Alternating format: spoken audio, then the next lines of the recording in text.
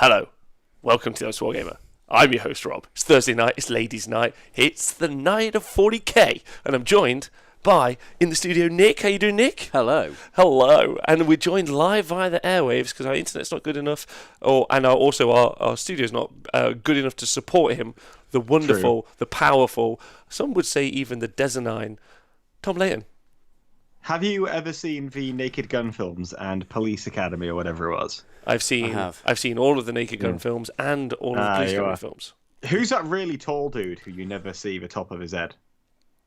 Hightower? Yeah, that guy. What about him? Oh, that's you. Yeah. No, you're much more like Clouseau's wife. Not Clouseau's wife. Columbo's wife. Is it true that Tom's tallness, massive ego, and head put the hole in the roof? Is that true? He did the damage. That did the damage. Yeah. I mean, given that description, I'm glad you didn't say I was more like Nordberg, but that's okay. Because he's a murderer. He is a murderer. He is a murderer. He is a murderer. This is true. I also watched Lethal Weapon 6 the other day, but it was a remake that had been done on Always Sunny in Philadelphia. There we go. It's terrible. No. Right, so hello everyone, welcome to the show. If you listen to the podcast, I hope you are staying hydrated. Make sure you do. If you are one of the people on Patreon who support the show or help us do this, thank you very much. We couldn't do it without you, so big love. And if you are someone who's watching live on Twitch, like Tomb King Tristan, whose podcast you should go and check out. He's doing some short little 6-minute segment podcasts. I'll put the link in the show notes. On Mixed Death? They're all on Mixed Death. He's in the chat. Wolfpriest Carl's in the chat. Big up. Diadrin is in the chat. Wow, and is gifting. You've just gifted a little subscription to Andrew Tate 03. That's sweet. What a nice community we've got. So yeah, you could join us on Twitch, and I would love you to join us every day on Twitch. That we're live, so you can check the schedule out on any of the socials. And also, of course, if you really want to, and you're watching right now, I think you can watch on YouTube right now. So if you are, big up my 40k bros and broettes. Hello. Yeah. Is broettes right? No. I don't know. Probably not. Probably not. It doesn't matter because they are on the wrong platform, because that platform does not have Twitch Prime. So exactly. Which Twitch Primes. There we go. So listen, I'm very excited to talk to you both. Welcome to the show. I'm going to ask how you are. I'm going to ask how Fulgrimer, Darjin and Pokey John are in the chat. The Wargaming Dad's here. And also Trelly says evening. Nick, let's start with you. How are you? Much better than last week, because I've played some 40k since last week. So have I. Relief. Yeah, you were itching, weren't you? Yeah, because we've done a lot of streaming, and I've played some different games. Played some AOS, some Kill Team, but not 40k in a while since last week. But I've had two games. Nor the best game in the world. What's that? Mordheim. D&D. Oh no, I played some Mordheim since then. I like that both 40k and AOS are your side games. No, I love all games equally, but Mordheim. How is the competitive Mordheim scene at the minute? I don't know if there is a competitive. Should we stream a Mordheim tournament? It would. I don't know. I think that I have seen on Facebook like someone was advertising a Mordheim tournament, but I don't know exactly how that would work. You'd need like, I don't know. It'd be a lot of games. And it'd be much better doing it as like a narrative like campaign setting with like territories to take over and stuff like that. So I wouldn't say that was necessarily be a competitive one. Oh, perfect. Well, talking about narrative, we should go over to our most favourite narrative gamer, Mr. Tom Layton, and find out who he is. I mean, if we wanted to make a Mordheim tournament, I'm sure we could shoehorn that rule system into a tournament somehow with some convoluted mission pack. Oh my god! You know. Yeah, I'm sure we could. Yeah, we can. Like a 10-page document. We're gonna corner the market on Mordheim events, and Nicholas can run them. Like a 38-page rules pack should be. Yeah, wait until you see the FAQ that we're going to put on it, my dude. It's going to be rough. Good morning, Sircod in the chat as well. Morning, ladies. Rob actually updated the Dread Saurian War Scroll. I did see that. I think I might do a little show on it tomorrow after we do the 40k show. I'm recording a podcast tonight about it. Can I just tell you guys a funny quick anecdote from my last game of 40k? Please do. So I was testing out a mixed marine list. One of the detachments has 2 Smash Captains. Good guy Marines or bad guy Marines? Good guy Marines. Okay. So one of the detachments has 2 Smash Captains in, Powerfist and Storm Shield. First time I was using them, That's new. they weren't fully painted, so they were, I kind of like blue tacked them onto the base, partially painted, and the shield was missing from the model because it's being painted separately, and I just glue it on later.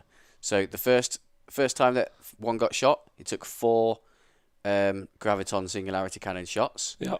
failed all 4, Ooh. died. The next guy took 3 last cannon shots, failed all 3, and died.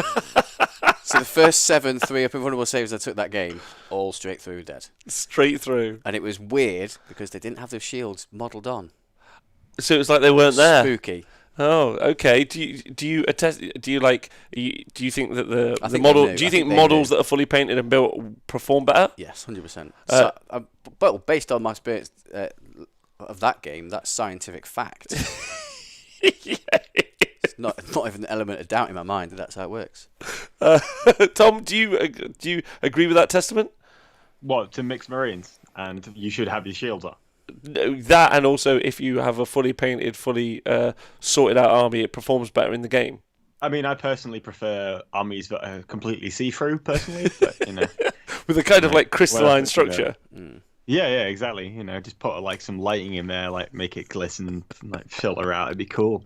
Do that. Still one of the worst things I've ever seen in my life is. How dare you, mate? I put a lot of effort into those, which can be more than can be said for any army list you've ever written. As you swap to the next battle tome every time one's released. Wow. Wow, shots fired. Wow. Okay. Well, I'll have you know, as the Nathan Prescott of 40k, which is my new thing, I am very excited about the new, because that's me now.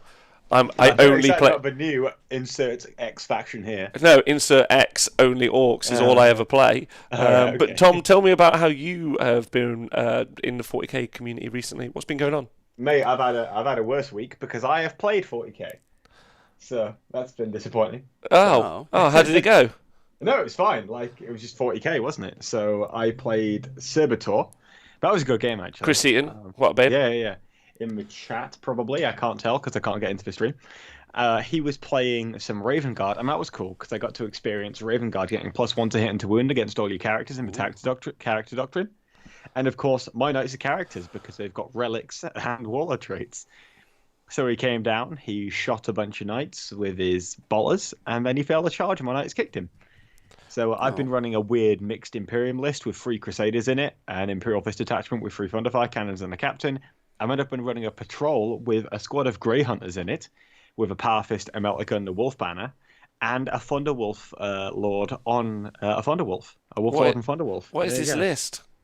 Mate, it's terrible. Like, Sounds it's it. got...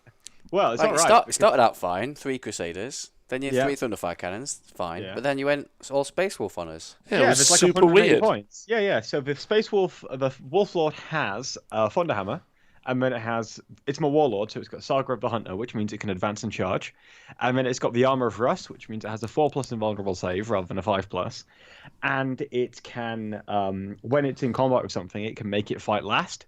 So what you can do is you can charge all your things into one unit, let's say it's Assault Centurions, and then they can't interrupt because they've been affected by the Armor of Rust. Or you can split it off, charge your knight into one thing, charge the Wolf Lord into another, fight with the knight, and then the unit that's fighting the Wolf Lord can't interrupt because it has to fight last. So you just send this Wolf Lord around behind the knights, just hitting things. It's great fun. Works out quite well.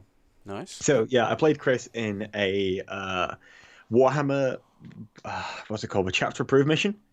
And it was like 13-12, so that was fun.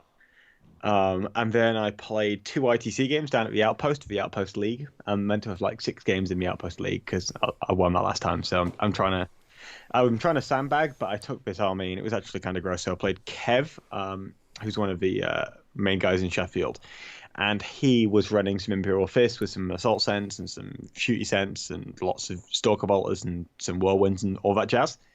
And I ran my knights at him and kicked him in the head, and that was game 1. And then I played Josh Mitchell in the second game, and he was running Wraith Guard, and I just shot him, and they died.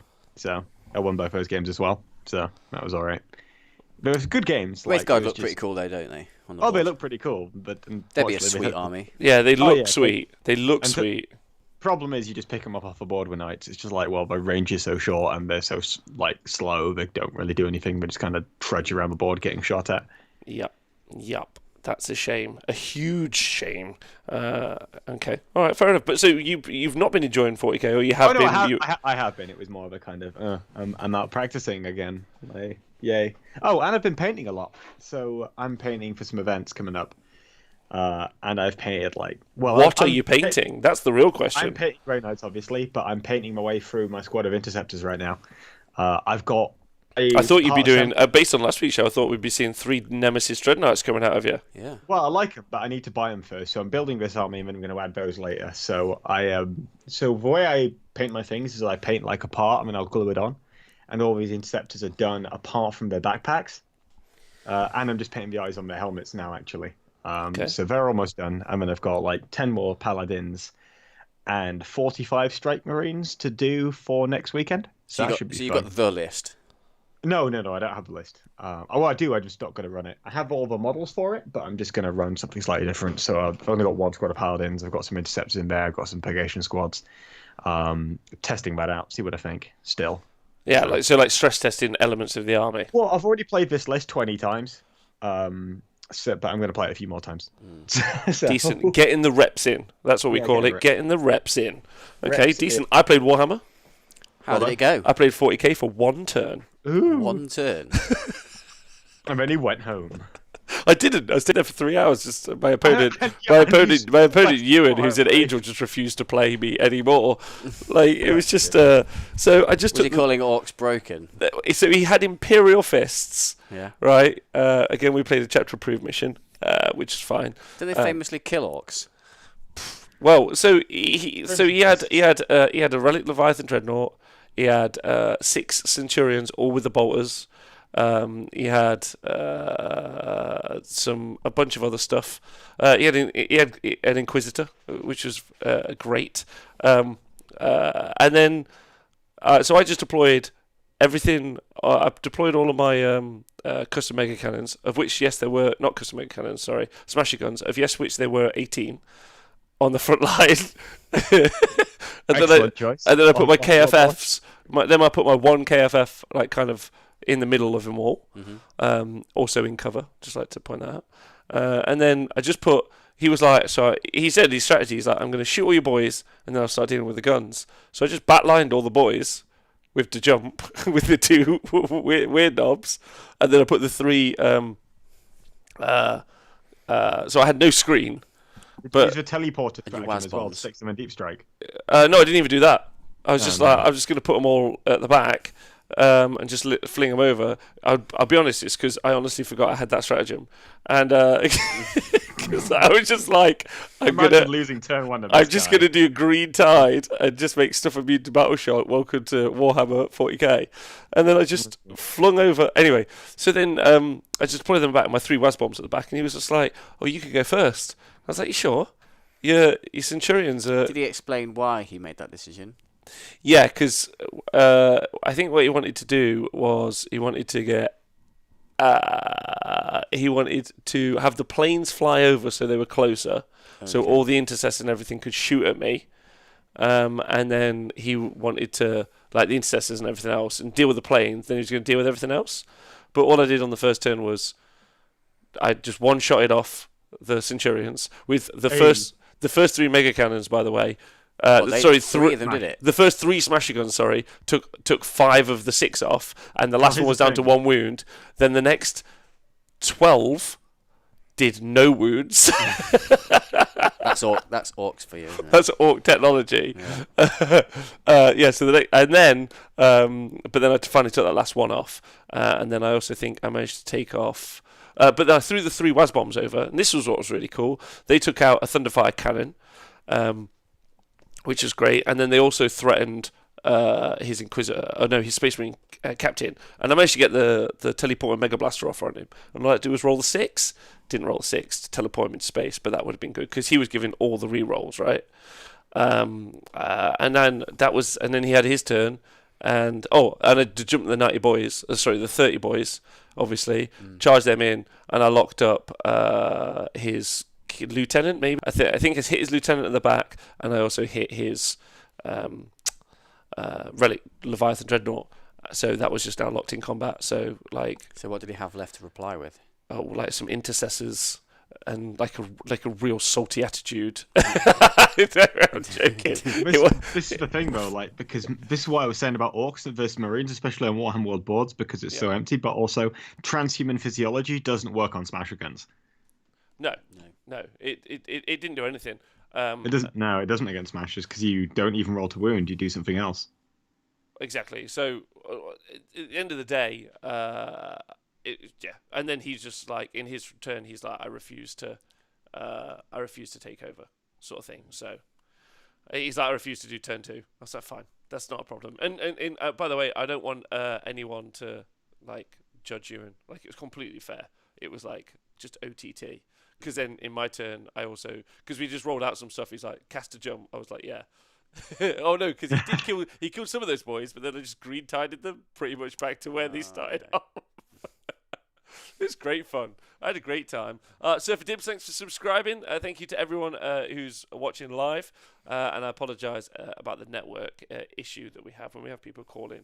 Internet's not as strong as we need it to be. We need more power. So I had a great time playing for. I want to play more.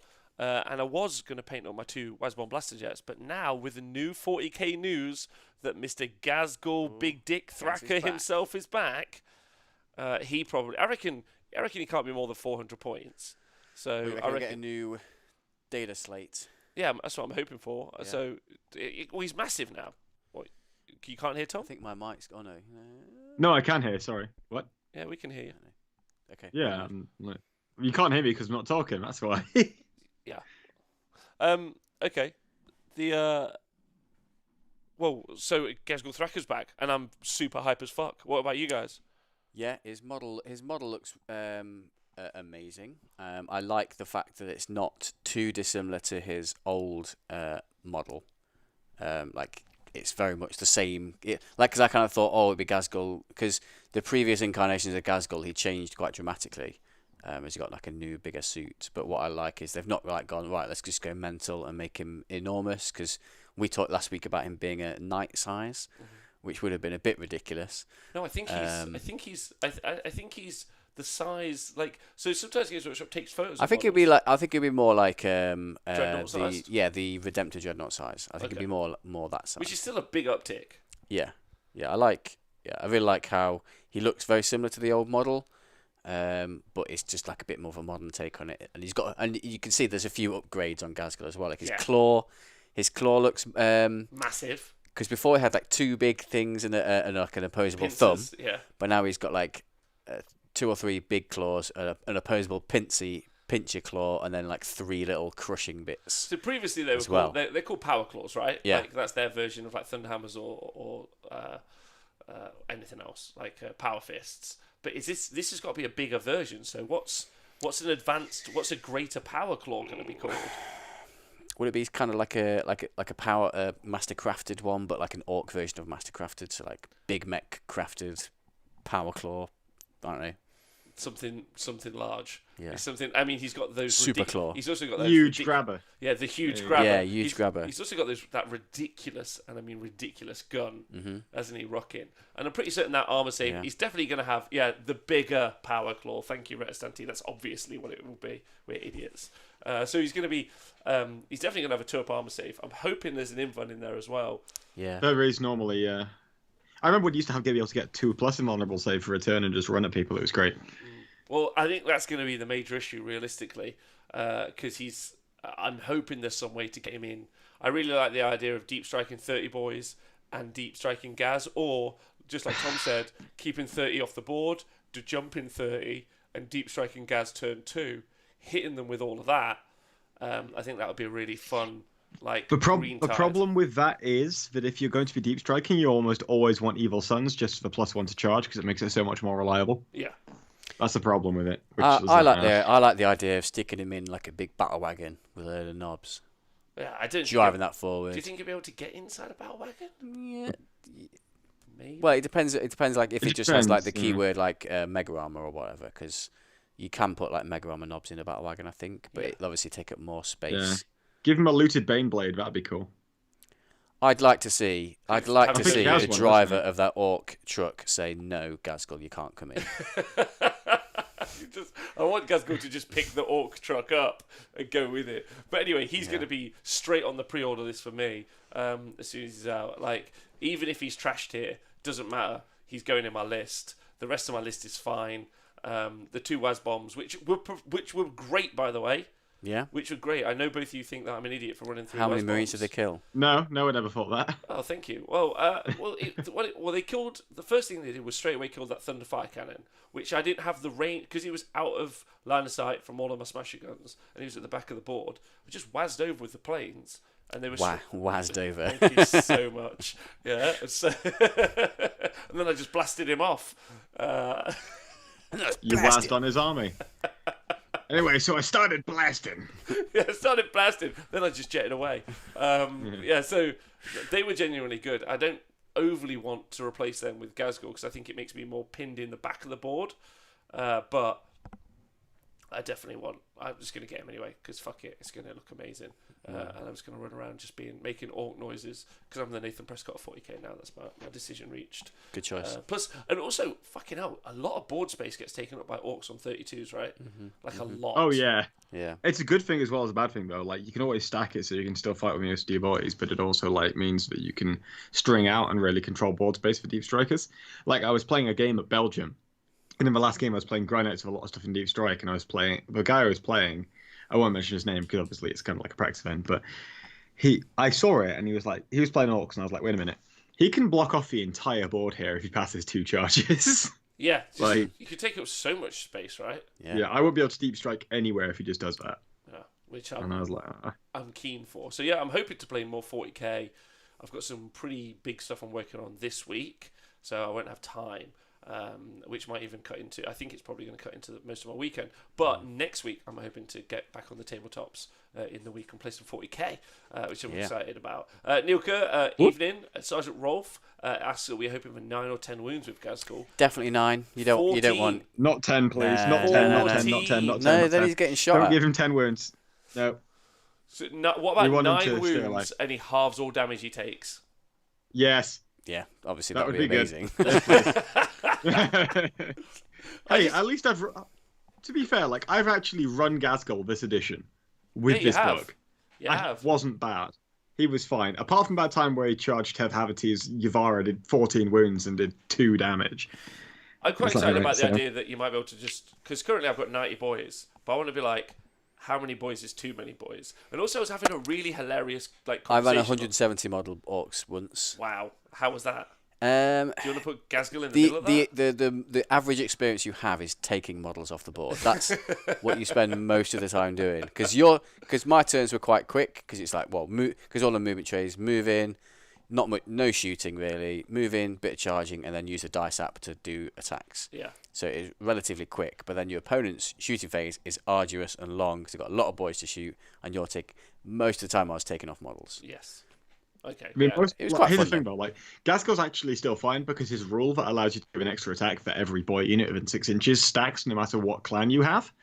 So you can just take Gazgul and then you take a bunch of Evil Sons and then you stick Gazgul behind the Evil Sons and just run at people with Evil Sons. And it's just like, well, there you are. I'm really hoping. Did he have a teleport homer before or anything where he could deep strike?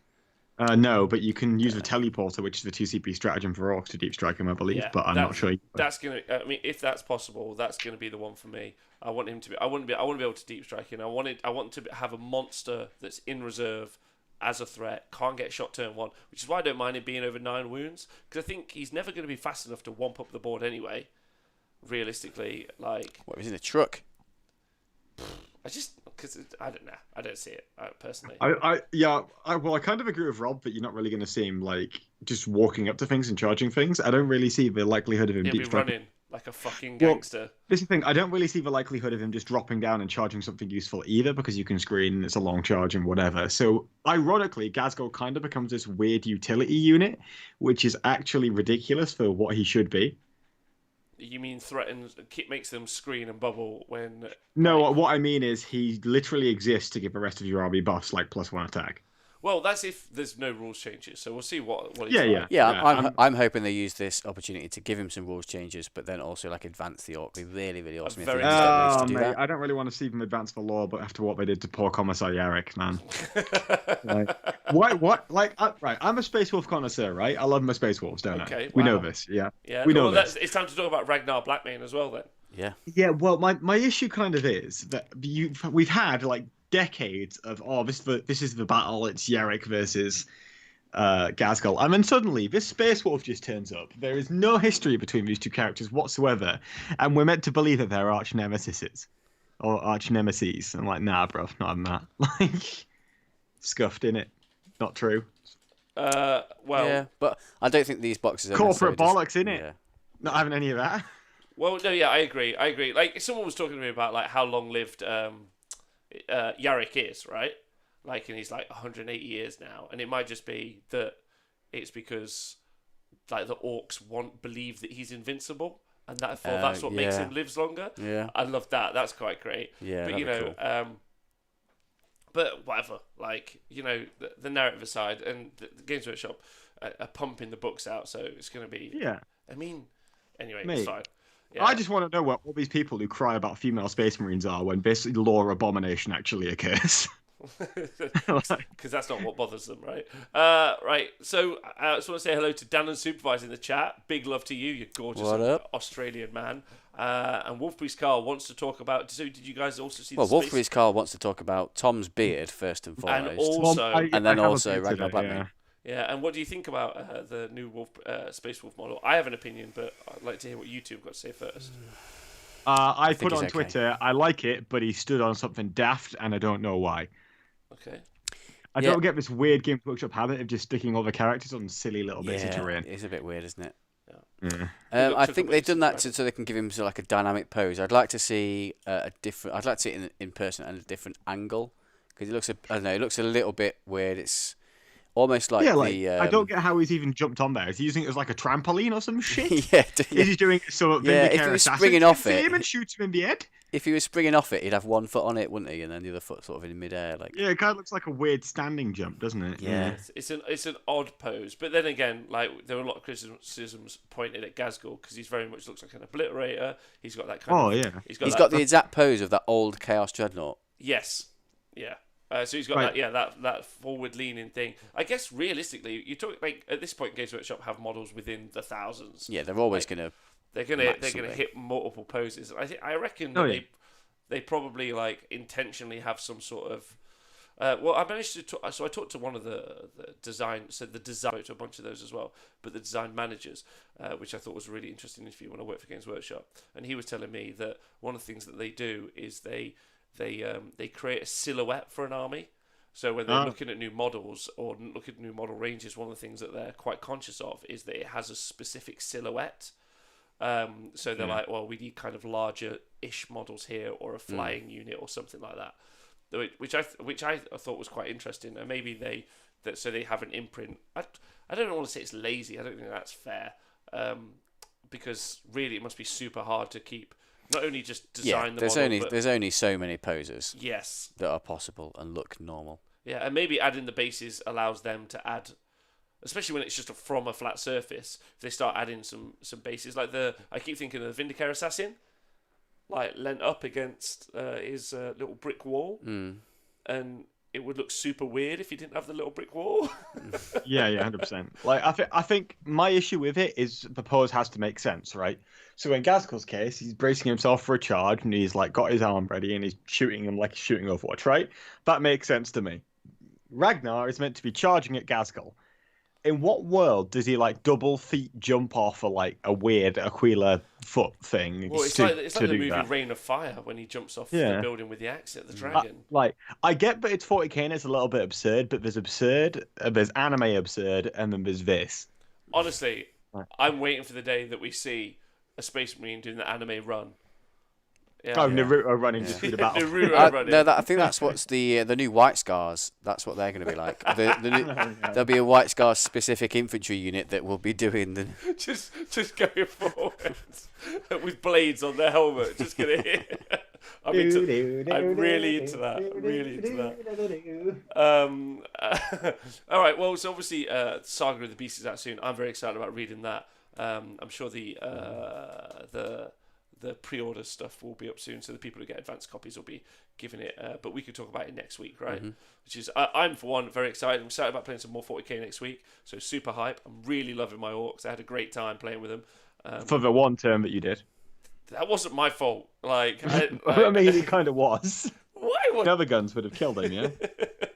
maybe.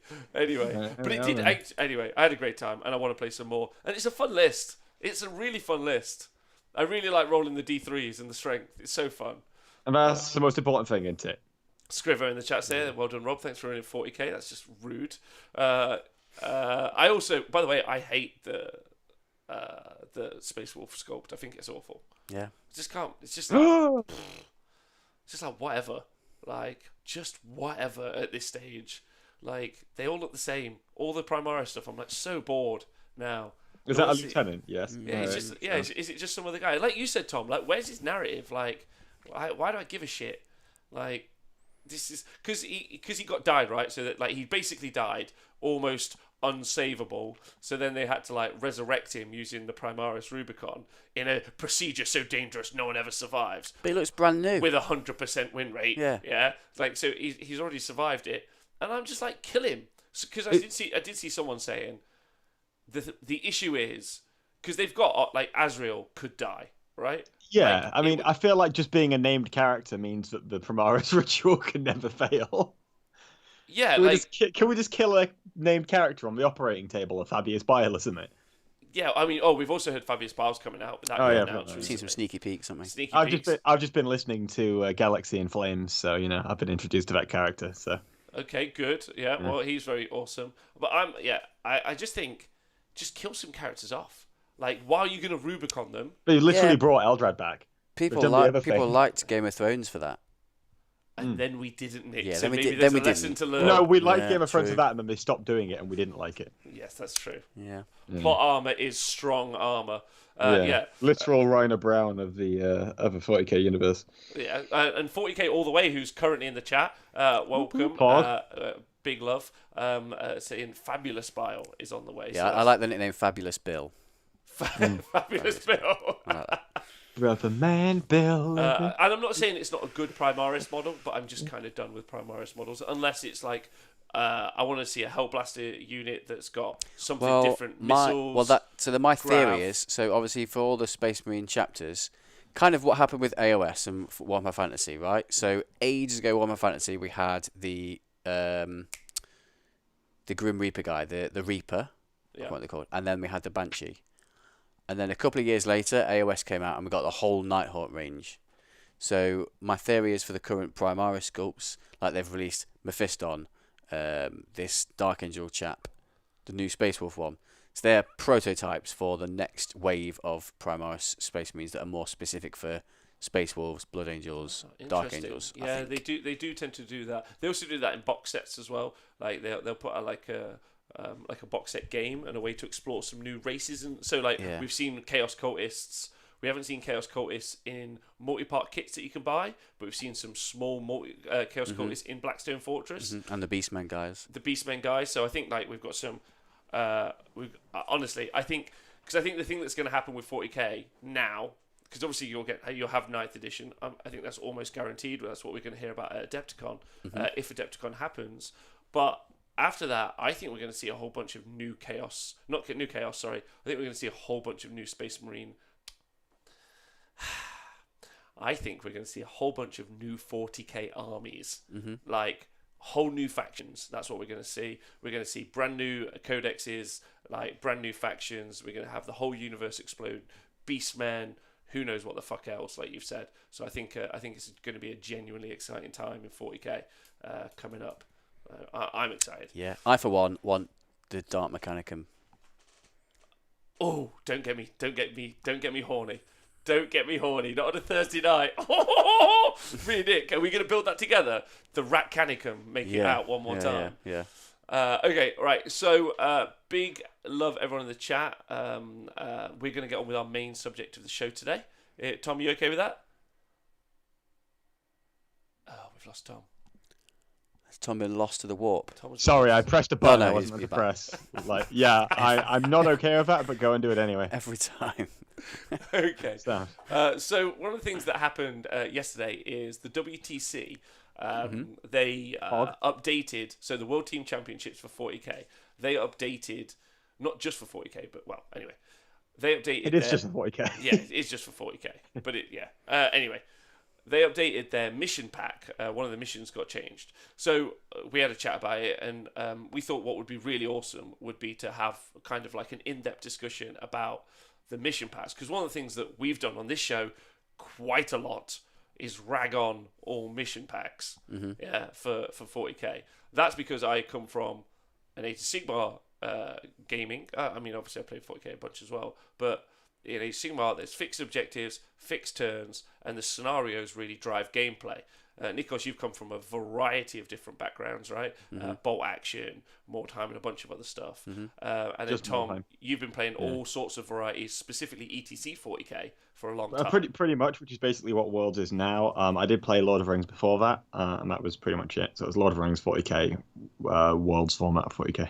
Yeah. So this now, the Worlds format of 40k, we thought we'd take a look at the mission pack and see how it compares to, obviously, there's chapter approved Games Workshop missions, and there's ITC. And me and Nick haven't been huge proponents of ITC, I don't think. No, I think you've called it boring in the past, right? Yeah. Yeah, It feels boring. The main criticism is that if me and Rob played same armies across all the 6 missions, we'd have the same game 6 times. Yes. That's what I think. The only thing that changes is the deployment maps, and that genuinely does change the shape of the game. But in other game systems, sometimes there's fixed deployment maps with fixed objectives, and there's secondaries. There's a bunch of other things, and obviously in 40k, it's all about choosing the right secondaries, which I genuinely think is an interesting element to the game. And like we talked about when we went and did all the coverage for the Veil Renegades, and we did all of the 40k coverage, the L-shaped scenery changed what was happening a lot as well. Yeah, it felt like whenever we got into a game, we started talking immediately about how this was going to impact and what we expected to see push towards the centre. Yeah, 100%. So that's going to be the subject of the show today. Yeah, and Tombkin Tristan has just said, ITC feels like homework. Well, buckle up. Buckle up. To be fair, I think that's a fair point. Buckle up, Tristan, because we're in for a ride. Now you guys are in for a ride. This is basic as far as I'm concerned. Come on, this is just like bread and butter, easy 40k. Come on. Right, so we're gonna break it down. Let's break it down into layman's terms before we get into the nitty gritty. Right. So Worlds format, right, as we understand it, there are 8 players per team. They do a and then there are 8 army lists in that team. The players, and you can't have the same faction keyword more than once. Correct. Yeah, so they're all separate, right? You can't just take 8 marine armies. No, you can't. So that becomes quite interesting in that even if Marines are busted, you're only going to see them the one time. Yeah. Can you take are Dark Angels, Blood Angels all separate, or is all Space Marines lumped into one? There's actually on the website. There's actually, so if you just go onto the worldteamchampionships.com, there's actually just a list of all of them that you can take, right? Of the sub factions not the sub factions, the factions that you can choose from. So you can only have one X, one Y, right? So that already makes a very interesting composition, because that might mean that you're gonna have a Necron army, probably not, but you might, right? You might have an Orc army, you might not. So already there's a huge diversity in the armies you're gonna see. That makes it quite interesting, because there has to be 8 armies. And then going forward, the players don't, and Tom, correct me if I'm wrong, but the players don't have to play a list isn't assigned to a player. Anyone can play it. No, it is assigned to a player. Oh, okay. So you've got this player is playing this. There are a couple of exceptions where normally it's not so much of a big deal. Like if you talk to a ref, you could probably swap players on lists. For like various reasons, but like for the most part, a list is assigned to a player. Yeah. Okay. All right. So yeah, like we said, there's ITC format, which is singles almost all the time. I don't really know of many team events following ITC format. Then there's obviously the American Team Championships. There is, and then there's So I didn't say many. I know of one. Do you know any more? There you go. Battle for Salvation. Okay, good. Good. I've never even heard that one, so that's positive. Right, and then you've got Games Workshop missions, which are really only ever played at Games Workshop HQ, and then in most people's garages. So these 8 teams play, and they play. There's going to be 6 missions at the World Team Championships. Yeah, and straight off the bat, the super interesting thing about this, when we just reference Veil Renegades or we just reference Nova Elves, is the boards, right? So there are 8 boards that you play on, and 2 of the boards have got really dense scenery. We're going to go over it in a minute. 4 of them have got mid-density scenery, and 1 of them has only got a light set. So it's two light, 2 dense, and then 4 mediums. Yeah, that's what I said. Yeah. So you said 1 light. Don't matter. It's fine. Oh, okay. Sorry. Yeah, four medium density, 2 light density, and 1 heavy density. Okay. 2 heavy density. Right? Did I say? You keep saying 1 heavy or 1 light. Oh I don't know. God. Does it make you It's Joe Biden, stupid? everybody. Because it makes you stupid. Because I am dumb. But it's 2-2-4 basically. Yeah, it's 2-4-2. Yeah. All right. So Tom, before you've Nick, before we hear about Tom's experiences with these, and Twitch chat, how does that make you feel knowing you're going into that environment? We're going to look at the density maps in a minute. That's one of the things we're going to bring up. You can plan ahead as a team, which I presume is all part of the fun and excitement of going to this kind of event, all that planning and prep. You can design your list to play on particular types of boards, and I guess it opens up the types of lists that need, if your list, an army type, needs a heavy board or a lighter board to work, then it gives you those options, I guess. Yeah, I think one of the things for me is when you know that there's going to be 8 diverse armies, and then when we get to the mission packs, I think this is where it gets super complicated, but also very interesting from a design point for a team. And then you know that you're definitely months ahead of time, which I think is great work by the WTC for doing this. They've announced that the boards are going to be very specific, and they've done maps for those boards so you can practice and play on them. I actually think that's really, really cool. But we'll approach it in a minute. But that's for me. Tom, what's your experiences with these as you've gone forward? So the main experience I can think of is when I went with Canada in 2018, because this was when we first kind of introduced this type of format for the terrain. Because I was taking a melee knights list, and then we rocked up, and the terrain was just insanely dense, and I wasn't prepped for it. Which also meant that my list was absolutely ruined off of it because I couldn't walk around because of all these ruins in the way. I do really like it because it's basically the one constant that you have. So let's say I'm trying to work out how to say this without getting too much into the weeds with my own team composition and what we're trying to do with Wales. But so the way that pairings works is you put an army down. Your opponent puts 2 armies down to play against that army. You pick one of those, and then you also pick which board you're going to play that army on. So you're basically playing the pairings around. Well, I'm going to stick an army down, and I'm going to put it down knowing that it's going to get a pick of these 8 boards. So realistically, because there are 2 light boards, if you're both putting light armies down, then you both get the pick of a light board each, right? Where it's when one team puts a heavy down, one team puts a light down. So you're the team putting a light board player down. You pick the light board, then the other team gets a heavy board, and then you put down your heavy army to pick a heavy board, but your opponent now gets to pick first, so they can just take away the second heavy board. There's a little bit of overlap, so specifically this is weighted more towards heavy boards, because if you look at boards table 1 and 2 on the thing, I don't know if it's been in chat, are very, very heavy. But then also tables 6 and 5 are specifically also quite heavy. So if you run out of heavy boards, you can just use those boards as replacement heavy boards, right? Whereas the light boards, once those 2 boards are gone, you don't really have too many more light boards at all. So you've got a couple of opportunities to try and blow people away there, but not too much in terms of saturation of those boards.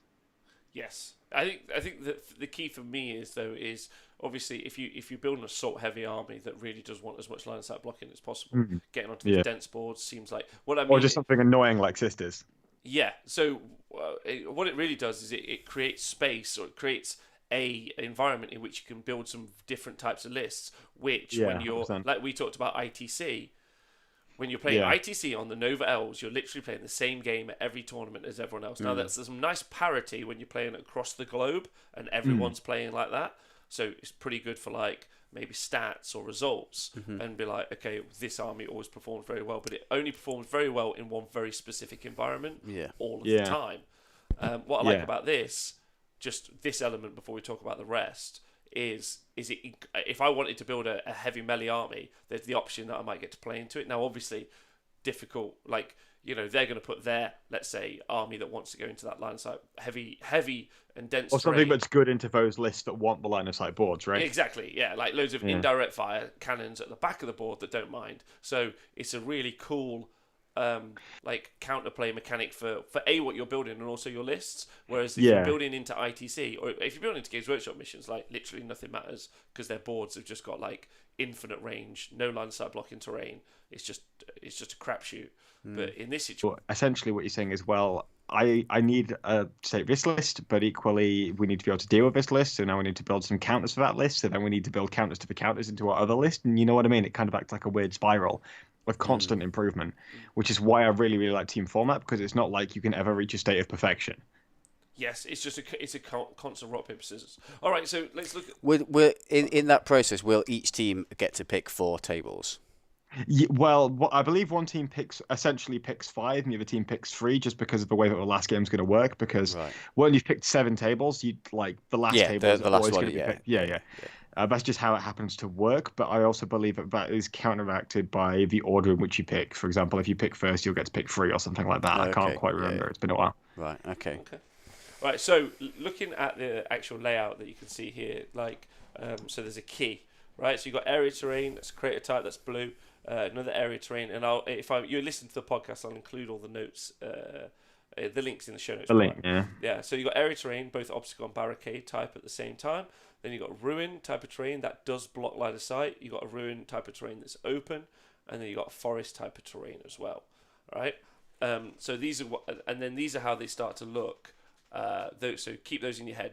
The important ones, I mean, they're all important, but the black diamonds, they're quite line of important. sight blockers, yep. Yeah, and I'd also argue that the oranges are a little bit important as well because they count as obstacles and barricades. They're basically walls, effectively what they are as walls. So the orange, blacks, and reds are line well. of sight blockers. The other things are just to reduce charge ranges. So we'll start off with a light board, so you can see. So here's an example. So here's an example of a light board. There's only one line of sight blocking piece of terrain. Wow, is that it? In the center, yeah. But you've still got the ruins, yep. Yeah, there are two ruins. Those red ruins that you can see left and right.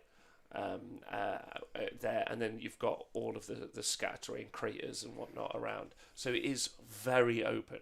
Now, only 2 of the 8 boards will be like this, but it's just, you know, and it's not a complete free for all. Like I can imagine running something quite fast. There's still like a lot of terrain, like for cover saves and stuff like that. Yes.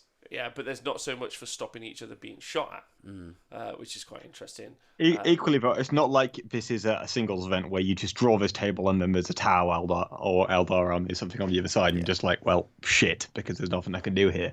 Generally, you're on this board because you can either hack it and your list can handle it, or because you're going to be getting better matchups elsewhere.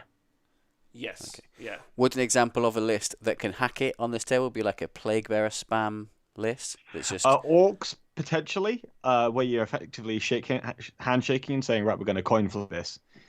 You know what I mean? Marines can do it potentially as well, but it depends upon the build. Like Iron Hand's intercessor spam, I feel like would be okay here. Yeah, Iron Hand intercessor spam is kind of like the benchmark for how much you can tank. Yeah. I guess. So I would say that's the build that's going to go and take this board potentially. Because this board, comment. You what? Yeah. Well, no what comment. I'm trying to say is that build. If I'm playing, and obviously because Tom's on a team, so he doesn't want to give some of his elements away.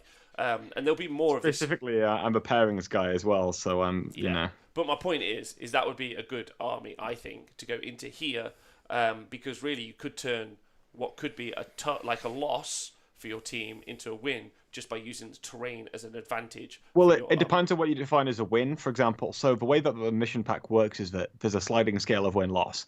So it's not like, oh, you lost by 1 point, you lost the game, lol. It's like there's a 20-0 sliding scale. You could go into a game and you'd be like, well, if I get 2 points here, that'd be kind of what I'm aiming for. I mean, you get 5, so you've lost 15-5 in what would be a singles environment. But as far as your team's concerned, that's a win because you got more points than you expected to. Yeah, 100%. I was gonna reiterate that point later as we get into the matchup. But what I mean by win is a positive net result for your team. Yeah. Yeah. Because sometimes, when we get to it, you're not really even trying to what we think of as traditionally win. You're just trying to lose better. Yeah. Which is basically how they're going to be the title of my biography for my life. Yeah. Well, How this, to is, lose this is better. why I Rob really love Science. ETC, because it always feels like you're playing for something. Every single game has something for you. And every point's important. Yeah, exactly. Whereas ITC a lot of the time is like, well, I drew this matchup. Like, it's like when I played Nick. I was like, well, I've lost this matchup because it's bad, but I'm going to play it like a DTC game, and it was really close. Okay. So right. So what we'll do now? What we'll do now is we won't go to the medium density board. We'll go straight to the heavy and dense board to show the comparative difference. Okay, right? let's go. So there you go. So there are. So there's not much area terrain on this. No, but there lots is of lost blockers, loads of line of sight blocking terrain Barriers. and barricades. So this is table 1. So as you can Yeah. see there are. I think there's meant to be at least 7. There's a note attached to it, but there's definitely 6 there on the board. So 6 line of sight blocking pieces of terrain. And if we think of the Nova Elves, which is more of a traditional kind of 40k element that you might have in your head, as those standardized. But think of those, but instead of having 2, you have 6 or 7. Like the board will be super dense. There'll be loads of places to hide, and there'll be loads of places to run between and go and grab objectives. Which, when we get to it, this far outweighs, in my opinion, ITC for scoring objectives and scoring things on objectives. It's a much more exciting game state because there's lots more points up for grabs. There's lots more points up for grabs. There's lots more. You're going somewhere because you have to go somewhere because points make you go somewhere. Or even cards. I'm exchanging this point for this point, and then is it worth it? Yeah. Dave Fraser in the chat says, "Oh my god, I am best at losing." Explains why I love team events. Yeah.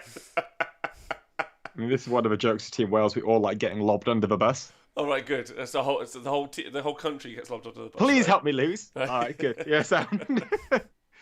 All right. Well, so yeah, look, Nick, what do you think of the difference there? Like, is that a big deal to you, or not overly?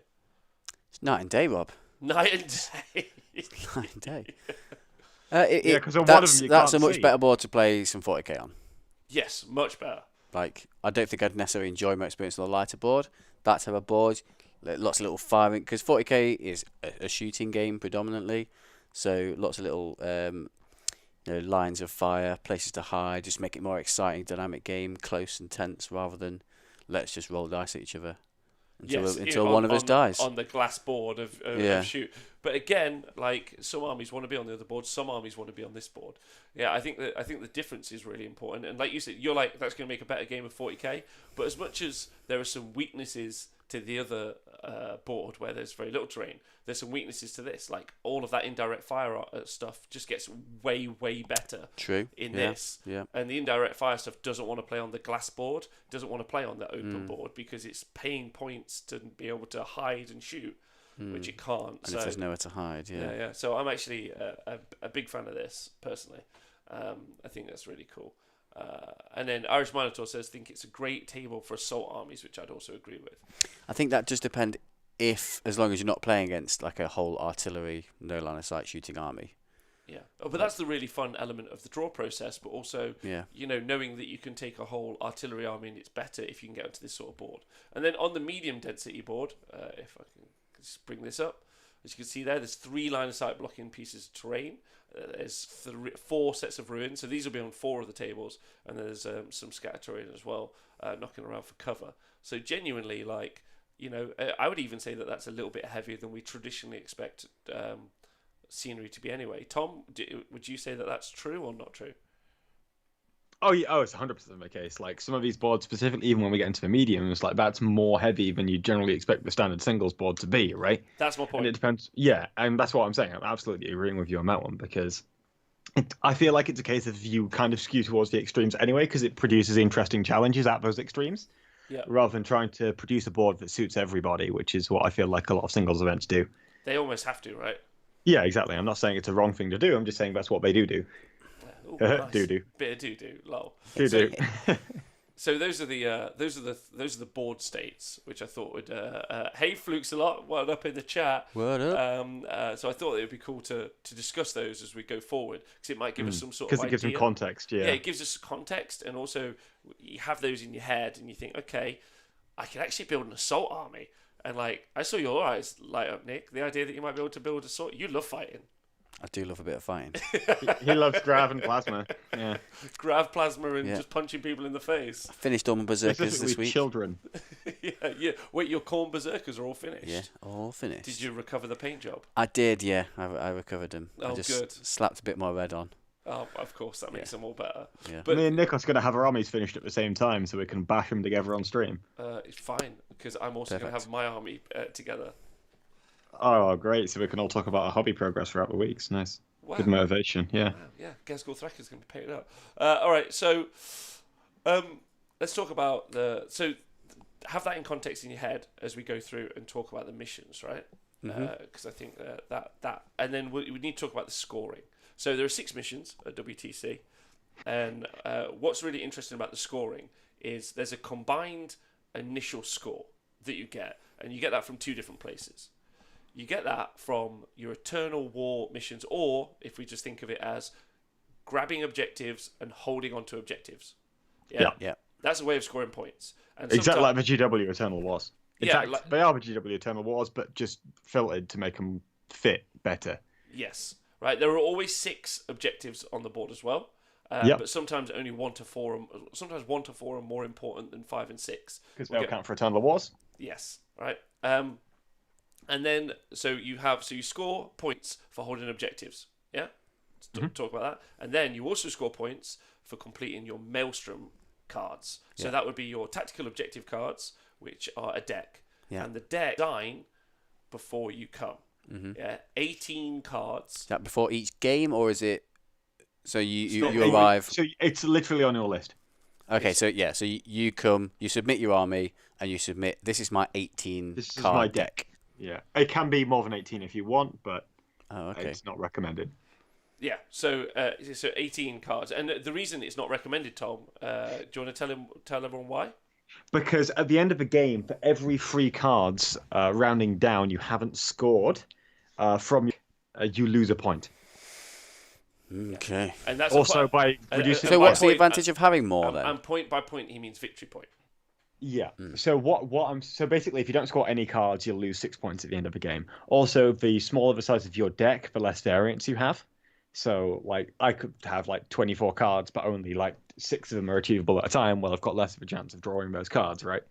So Okay, so if you have more cards during your game, you've got more chance of getting different variants of cards that you Yeah. might be more likely to be able to score in that game, yeah, but you've got more risk of having cards left over to Yeah. lose your points at the end of the game. But if you have a minimum number of cards, you lose there's fewer less points. there's less amount of Yeah. stuff that could come up for you potentially, but you've got more chance of completing. Yeah, so there are less points more. available for you to score in the deck. The issue is also that if you check the Maelstrom missions in the pack, that you can only draw a certain number of cards per turn anyway. So it's not going to be a case of, well, I could just score 36 cards and get loads of points, because you physically can't place that many cards on the table. And we'll get to that. I don't want to go like. I No, don't no, wanna no, get no, but no, I appreciate that. I'm aiming to just give us top line, and then we'll get into nitty gritty in a bit. So Yeah. we can score objectives, little objectives, just as we traditionally think of it. Yeah. Now I know the sorts of people like yourself, Tom, who are most interested in the WTC format are the people who are the best players in their country, who are going to be part of their national team and competing on the world stage. Or So- sometimes just absolute whores, such as myself. All that, yeah, absolutely. But either way, people who are Or your mates with a captain, whatever, Yeah. whatever works. But what I'm Yep. mainly trying to I'm trying to explain it out to everyone, like so all of us have Yeah. the most basic understanding, right? So go grab objective, score points for that. Go and then complete 18 your 18 objective cards. Sometimes you'll have more, but try and complete those as well. So you think about it like this: if you score on some missions, you can score potentially 18 points for holding objectives, right? And sometimes it's progressive scoring, and so it can be more points, and sometimes it's you score at the end of the game. So it Okay. depends on which mission you're playing. Yeah. And then let's say if there's each one of your tactical objective cards is worth a point, yeah, potentially Yeah. 18 there as well. So there's some sort of parity, although I think actually probably tactical objective cards probably are worth more Yeah, they are. in some missions. Very slightly, yeah. Very slightly. So there's genuinely so 18 and 18 though. So playing the game and most importantly going to objectives, Nick, which obviously we're big fans of actually going places instead of just sitting in a corner. I like sitting in the corner. Yeah, but going places in the WTC format seems to be the way of going and scoring that kind of 36-point pool. Realistically, some of them are going to be killer thing as well. Obviously, we'll get to that. So there's another 6 points available for units that you kill. So you and me are playing Nick. We both killed 10 units apiece at the end of the game. Yeah. Neither of us get any bonus points. Yeah. However, we'll do a different version where I kill 10 units, but you kill 16 units. Yeah. You get 6 points, but that's the maximum you can get. And is it on units? Units. Okay, so there's a disadvantage maybe in taking like a really MSU army. There's some, but like I pointed out, the 6. Yeah. So if you play knights, then you would be like, okay, I'm playing knights. I'm very rarely going to give up that variance in units killed. Yeah, and you don't lose any points if you. So if I have an MSU army and you have knights, and you kill all of my MSU army, and you've killed like 30 units and I've killed 3, yeah. So you still only get the maximum 6 points, but I don't lose any points. So the MSU builds aren't like massively neutered, I don't think. Well, but the problem with not taking MSU builds and just taking like stacked Death Star kind of armies is that you've actually struggled very, very. It's quite hard for you to get the Eternal War and the Maelstrom points if you've got a consolidated base of force, right? The reason why things like the Beast Pack back in the day and the Fenrisian Wolf Star in 7th edition were really, really strong is because these are units that wouldn't give up kill points, but also would be able to get out across the board and take all these points. You don't have those kinds of units anymore. You just don't have really large Death Star units anyway. So either you take a really consolidated army, you don't give up those 6 points, but you might lose quite a lot of points in your Maelstroms, which is very, very important because you may also lose points for not scoring enough cards. But equally, you might take an MSU army, you'd give up some kill points, but it's probably worth it at the end of the day for all the other points you're getting back.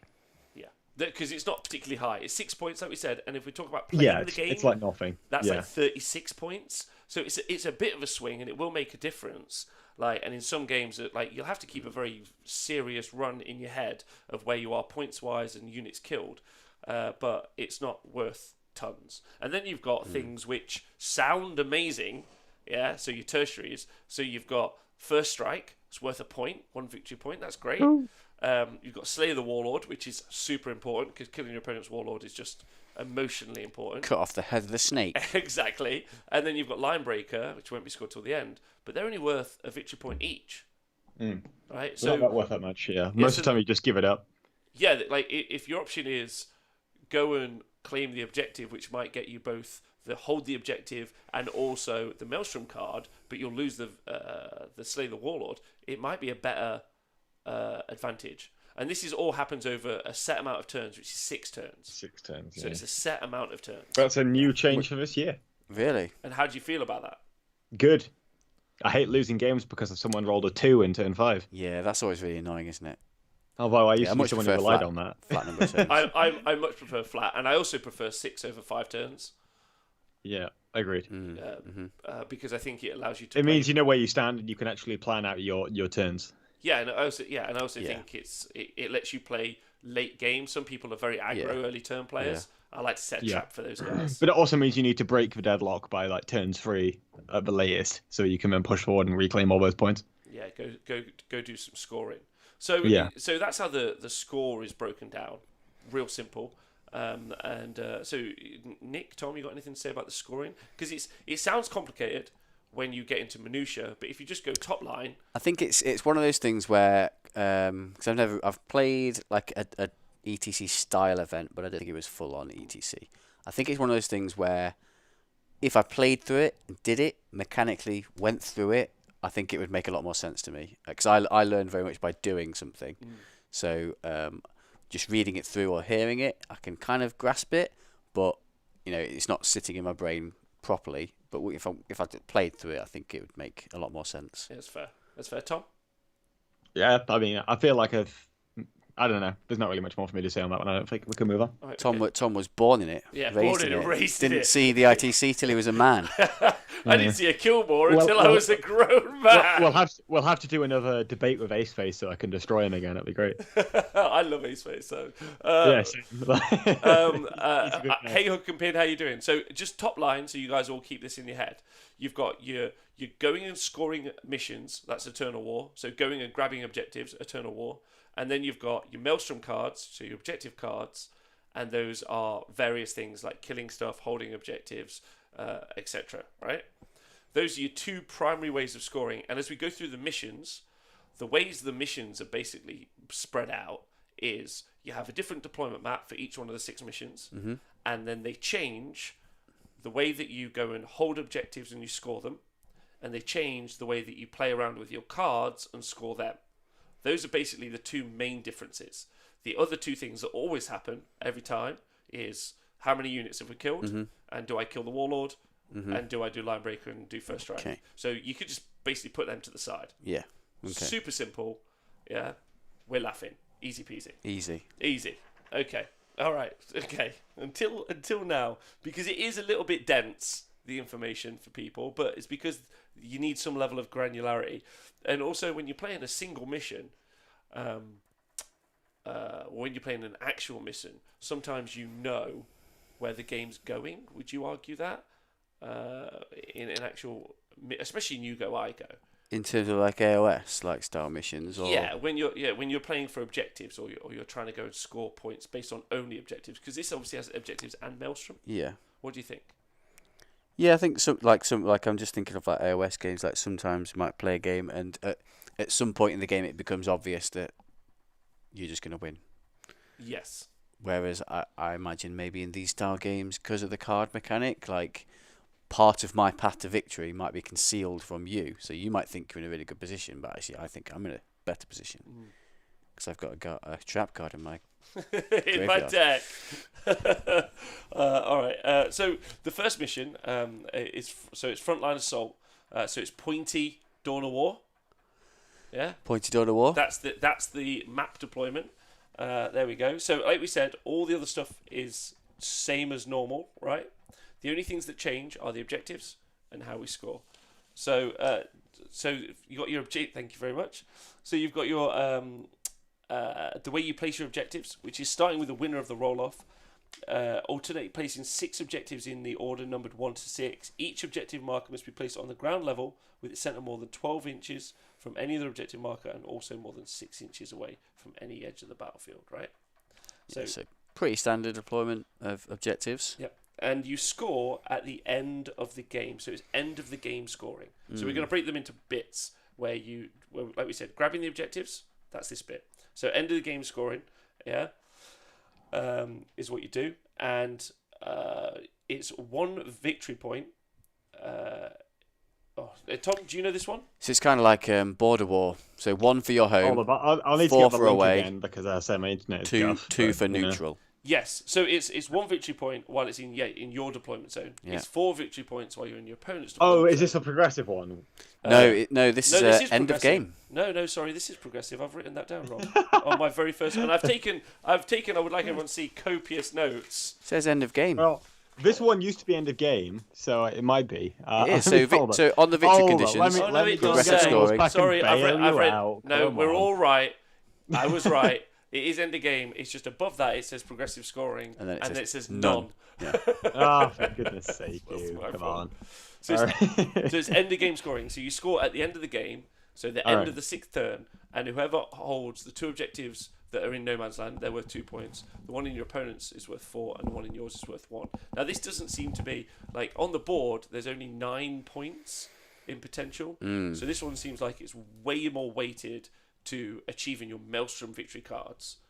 Yeah, in order to win the game. So this one, the mission isn't very important. But if you do manage to get you at the away one, that 4 points is quite a big swing, isn't At it? the end of the game, sure, like a 9-point swing. So the way the 20-0 is calculated is you take your final score at the end of the game, you take the difference, you halve it and round it up, and that's what you add or take away from 10, depending upon whether you are the winner or the loser. Yes. So sounds 9 complicated, points but it's- effectively is worth 5 tournament points to you. Yes. Right. I'm not saying it's not worth anything, but it seems like if achieving those VPs via your Maelstrom seems like it'll be more worthwhile in this one. In some of them, it's definitely all about playing the objectives, but this one of all 6 seems like it's not the most vital that you're playing the objective game. Yeah. Yeah. Which is interesting for army list building, right? Because you kind of like, oh, okay, I don't have to worry too much about going and grabbing objectives in this one. Also, I found myself from the WTC homepage. I'm very excited. Right, so obviously you get the things we talked about before. There are 6 points available potentially for killing units. There's also 3 points for killing your warlord, getting first strike. So there's another 9 there. So there's 18.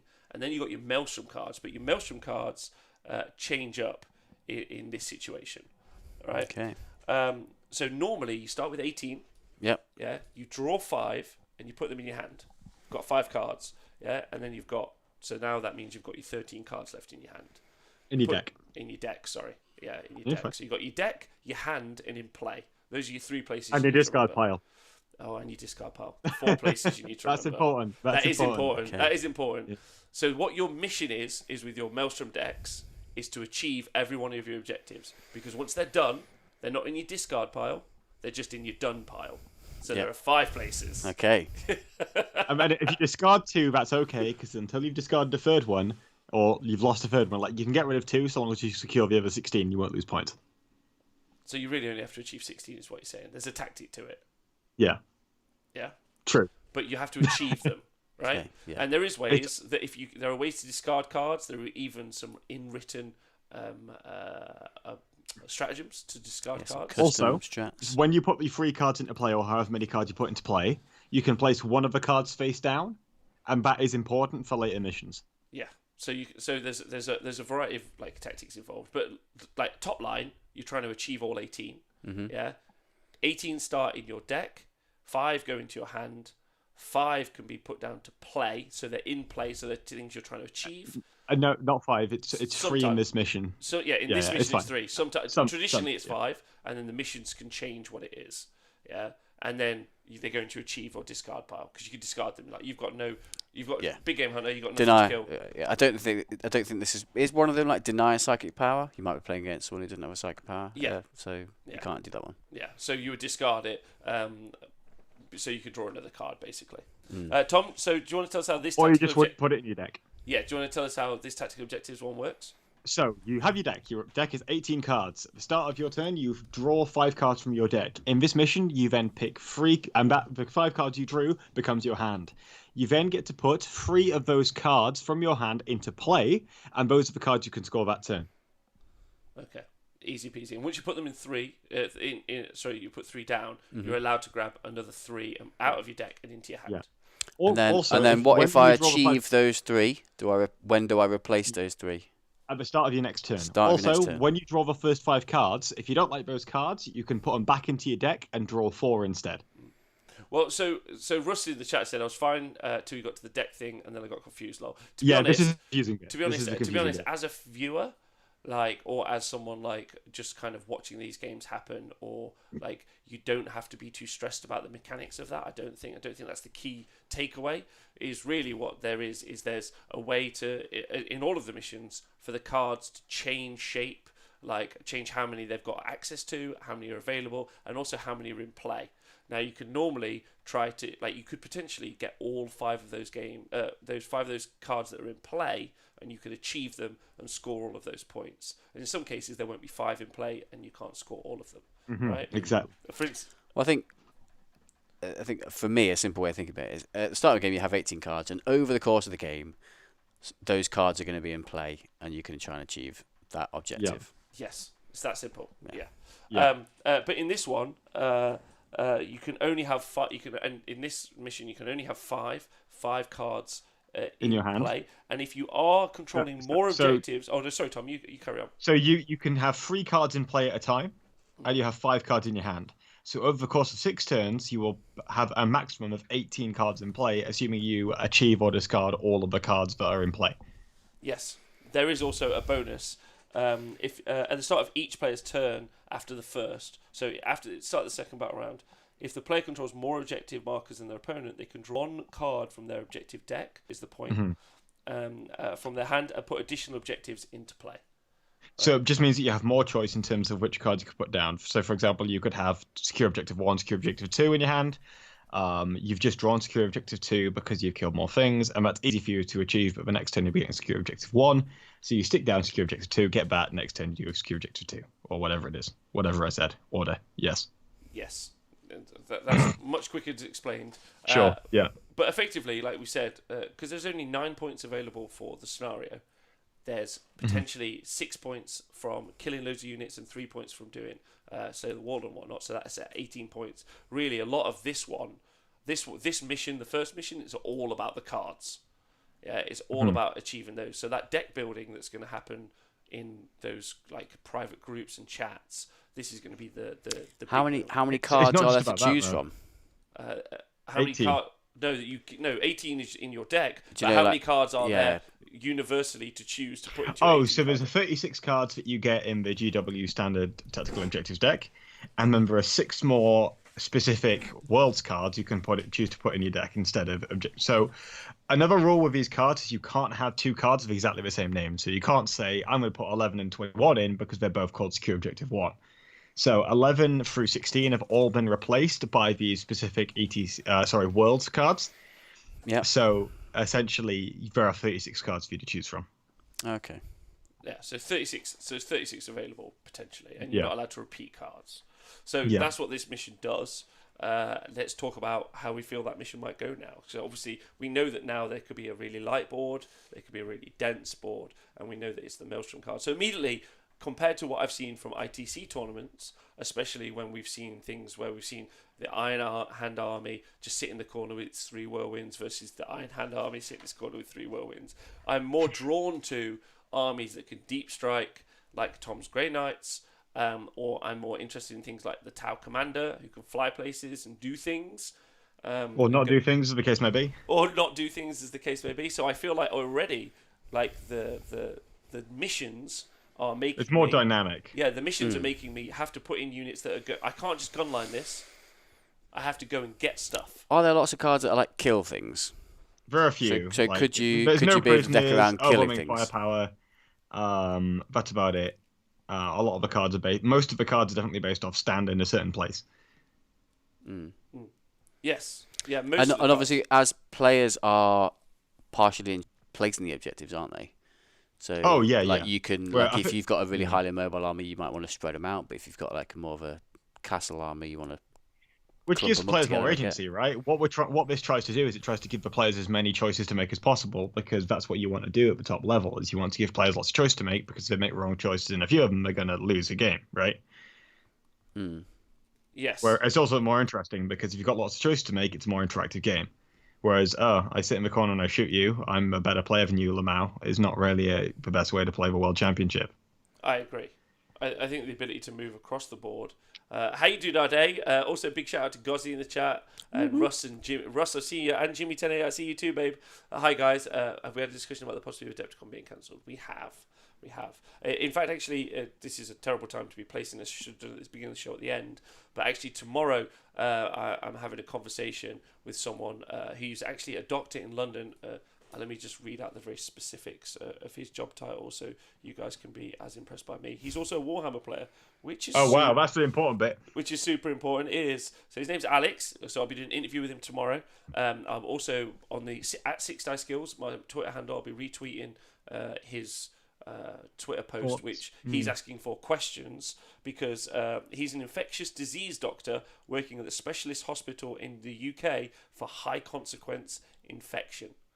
It's literally his job. Okay. Yeah, so he's doing an interview with me tomorrow. I'm interviewing him and asking him any questions that wargamers specifically might need to know about the coronavirus. Well, there's lots of specific infections that us wargamers get. I mean, there's a reason we call this Ladies' Night, right? So I mean, I'll ask him about all of those, but most of those can be cleared up by your local STD doctor. most of those, not all. I need some specialist help, please. I know this is a bad place to put it. So the idea that Adepticon might be cancelled is obviously bad, but there are a whole bunch of other war games happening all over the world. So that's going to be an interview, and I'm hoping to get some advice for everyone off him. Should we shake hands before the game and after the game? Fist bump. I think it's just basically wash hands. But As wave at each other. But listen to him tomorrow, and also I'll retweet what he's put out. So if you've got any questions to ask, I'll make sure I take notes of all of it, and then we'll answer those questions. Terrible time to bring that up. I'm sorry, but there we go, because it just got asked in the chat. All right, so mission 1 I think the missions and the terrain that I know is going to exist is going to make me actually build different armies. Nick, you designed a lot of 40k armies, and you specifically love the Bloodletter Bomb. Well, yeah, I love designing 40k armies that have half of it on the board that is designed to survive the first turn or set up later turns for the rest of my army, which is off the board. Mm-hmm. So my very first 40k army front for this edition was Chaos Space Marines with dudes in rhinos, Demon Prince, and then loads of raptors with plasma guns dropping down. That's when I introduced myself to Nikos as a Tau player. It was horrific. yeah. I played Tom's Riptide and it was a Storm Surge and 3 Riptides, and Tom deployed. Something like that, didn't move the rest of the game and just shot me off. So hey, I'll have you know, I moved 2 Riptides at turn 4. Well, I can't remember that. The game was over at that point anyway. I remember moving them forward a little bit at one point. That's about it. So I really enjoy that style of army where half of it's on the board doing some tactical stuff, and then the rest is there ready to react. I really do like that style of play. So I think that Tom, would that style of army work well at a WTC style event? A lot of the issue with that is that you're going to be spending 2 or 3 turns just giving your opponent free pressure on the board, so that means that they can screen out and then achieve as many Maelstrom cards as they want, because most of the time it's not a case of, well, I'm just screening out to push you off. It's a case of, I'm screening out to take my points. What are you going to do to stop me? So you're giving your opponent a bit of a lead, so your alpha needs to be insane, and then you also need to have a huge amount of speed to be able to get onto all those objectives and really claw back that lead. Go and get him, take the centre of the board, push him back, and then the rest of the half the army came in. I mean, if you can get half an army that can do that, then sure, but okay. A lot of challenge accepted. Nick's already feeling that army. Okay, all right. Well, are you Welsh by any chance, by the way? I'm not. I know you have played for Wales in the past, though, so I might be going on that one. For AOS, yeah. I'll make sure to ask Dude our day, I promise. All right, so that's mission 1. Mission 2, if you guys can see right here, I've been a bad host and not put the image up, so that there you go. It's the sideways deployment, as we all know it. Yeah. Oh, my favourite. Looks like a flag. Hammer and Anvil. Hammer and Anvil. Yeah. The worst game to play Warhammer. Oh, particularly on rows. So if you're in a tournament with rows of we tables. We encounter something called the highlighter pen. And the highlighter pen is my favourite tool in this entire rules pack because it tells you when a change was made in the rules pack. Which is cool. Yeah, brilliant. Yeah. As you can, this is called Scorched Escalation. Now, my kind of top level is going to be that I really enjoy these missions. I think they're quite complicated, but I think as you played it more, you'd understand it. But I like the missions. I have a huge criticism though. I think the names are awful. Yeah, they are. Scorched Escalation. Well, I presume that's because it's a mix of Scorched Earth and Escalation. Just call it something else though. It's just a terrible name. We don't care. To be honest, mate, I have been playing this format for 5 years. I have never once read the name of any of these missions. I bet most ETC players or Worlds players call it WCT Mission 2. I also agree with that statement. Just call it number 2. Number 2. Yeah. There you go. Anyway, so it's Hammer and Anvil deployment, as you can see. Now, the things that we need to change are going and scoring missions, and the cards. Those are the 2 things that are going to change. So, the Italian plan, how you score points. Yeah, AK. Well, because there are 2 other ways to score points, but they don't change, right? No one cares about those. There's a good insight into Team Wales, FYI. So again, you alternate placing 6 objective markers numbered 1 to 6, right? Really simple. Now this one is progressive scoring, so that means that you score at a certain point. And the way that each player scores 1 VP at the start of their turn.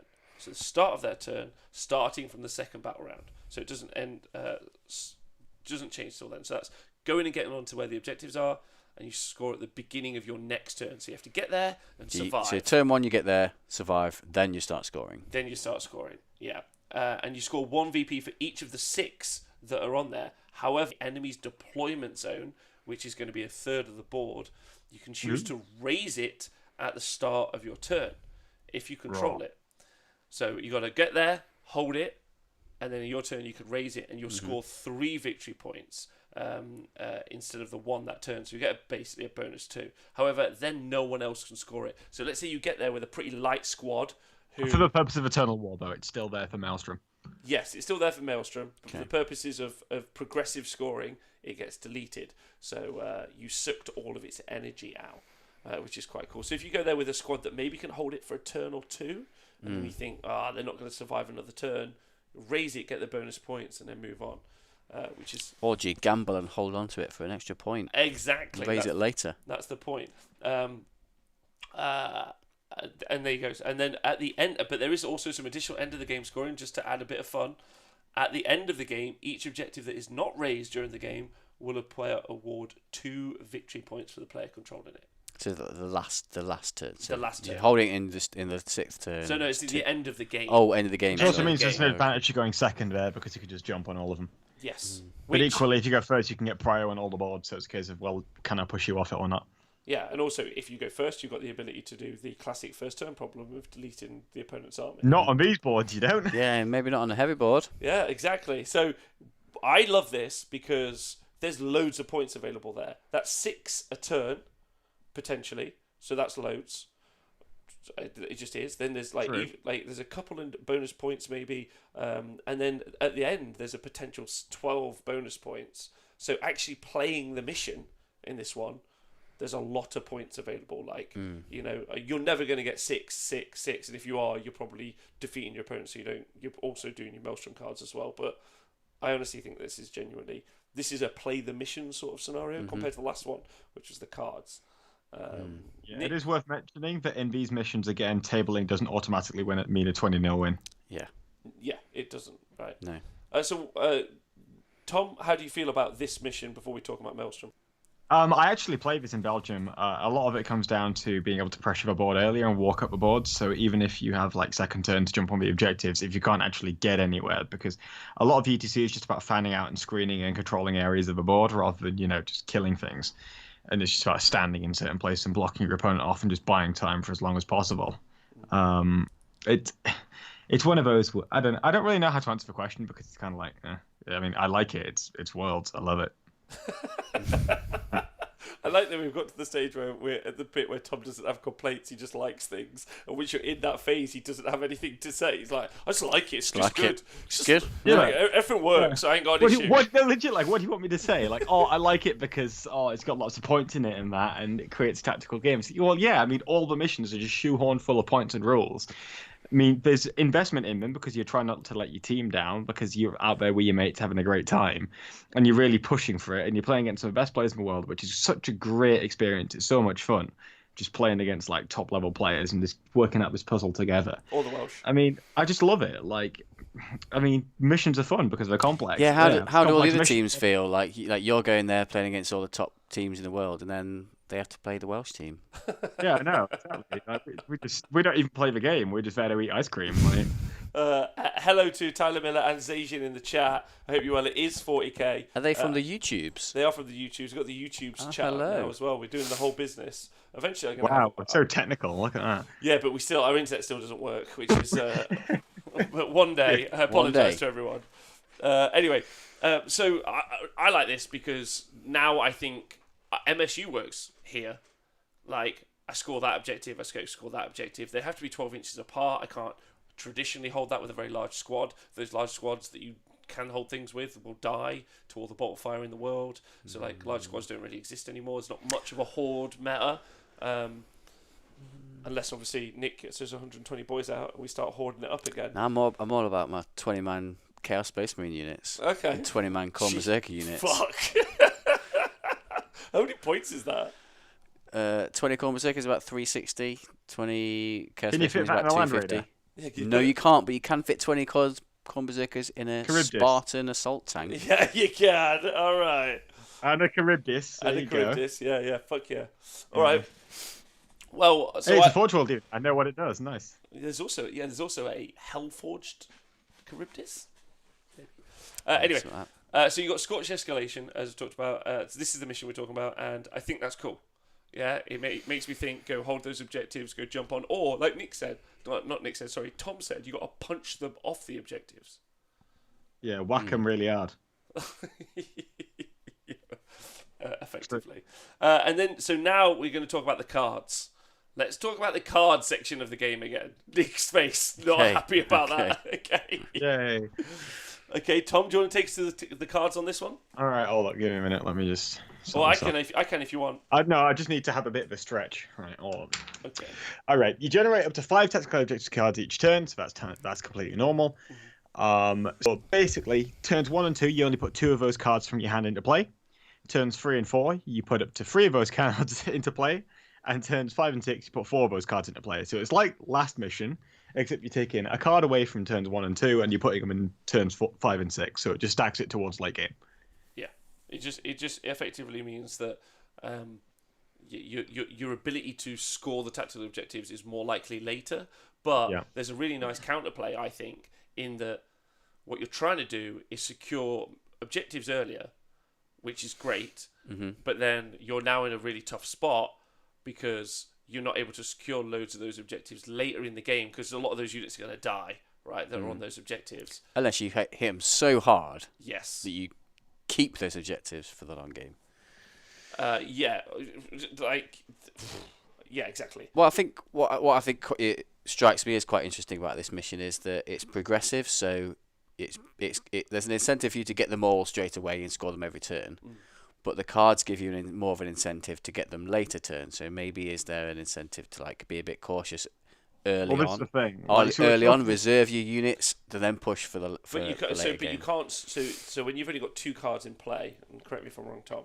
When you've got 2 cards in play, those are the only 2 you can score. True, correct. It means in the first 2 turns you can only score. You could only if you don't score those 4 2 over the first 2 turns. Yeah, but if you don't score those 2, then they're stuck in your hand if you don't discard them. They're stuck in play. You can discard them though. You can, you can discard them, but your mission or our high level play is we always want to score all of our cards. Always want to score all of them. So although it's not always achievable, so you have to basically make a value judgment. A lot of the world's missions are just value judgments constantly. Zaijin asked Rob, will you make a show about AOS ETC? By the way, fine. If they ask me to, then yes, Zaijin, I will. And thanks for catching us live. Yeah, no, appreciate that. It's great. And is it even worthwhile running the tournaments given the prolific spread of the Space Marine virus, says Jimmy 1080? Well, if you'd have listened to us earlier, or at the start, so sorry you missed it, obviously you can only have one of the armies, it can be Space Marine armies, so you're all good. I like this mission because have we seen the NHS advice for stopping the Space Marine virus? It's regular. If you see anyone picking up a Space Marine Codex, slap it out of the fans. Just one quick strike. Tissue and dispose of it. Yeah. Catch it, bin it, and kill it. Yeah, catch it, bin it, kill it. Space Marine virus. Let's go. Hashtag. So I really like that because, well, I like that mission. I think, and I like it more than mission 1 because there's a lot of. I reckon. We talked about you could play. I reckon you and me, Nick, could play the same 2 armies on the same board, and we could play that mission several times. And I don't think it would feel too samey. Well, I think wouldn't that mainly be the cards making the difference? No, because the objectives are all going to be in different places. Okay, yeah. So they're not fixed. Yeah, they're not fixed place. But there's also that counterplay, in my opinion, between where the objectives are going to be, and where the cards come up. So there's a big variance, right? And also depending on one of our 3 board states, I think there's a lot of permutations of that game. There's at least 3 permutations. If not, you go first, I go first. So now there's 6. And then, like Tom said, if you're the last person to go on turn 6 and secure all those objectives, there's another advantage there. So, which is why speed is so important, though, because if you're just as slow as fuck, then you're not going anywhere and getting those, right? Yeah, exactly. So, high mobility army seemed like a real positive. I mean, the thing I like about this one is a value judgment. We were talking earlier about being able to screen out and then push your opponent off and then just say, well, you're not getting any of these Maelstrom points. But equally, you don't really want to give your opponent the snowball, because if you give your opponent the snowball, that means 2 things. Firstly, it means your opponent can achieve the late game end objectives, where they're standing on the objectives and getting all those points. But also, it means that they have pressure on you for turns 5 and 6, where you're getting all those Maelstrom cards as well. So you want to be able to screen your opponent off, but not completely give them the entire edge. Okay, yeah. Right. Very, very, very good. Right, mission 3. Yeah. Mission 3. What exciting name has this mission got? Well, it's also awful. It's Secure and Strike. Oh yeah. At least that'll make sense. Yeah. Well, as much as the mission does. So this one is going to get a little bit heavy. Okay. Oh yeah. Okay, which is nice because the deployment map is just Dawn of War. Simple. Simple Dawn of War. So we've got our two. Oh, yeah. We got our two normal things. We try and kill loads of units and make none of ours die. 6 points. That's over there. Slay the Warlord Linebreaker. That's over there. Another 3 points. Yeah. 9 points in the bank. Yeah. Now we've got securing the objectives and we've got changing the cards, and they both rely on characters Okay. in this one. Yeah. I'm So- just gonna watch you guys bend your head around this and just giggle. By the way. I did this. I've done this today. 2 hours of this. Alright. Yeah, I got it. Alright. I reckon I got it in the Alright. bank. You ready?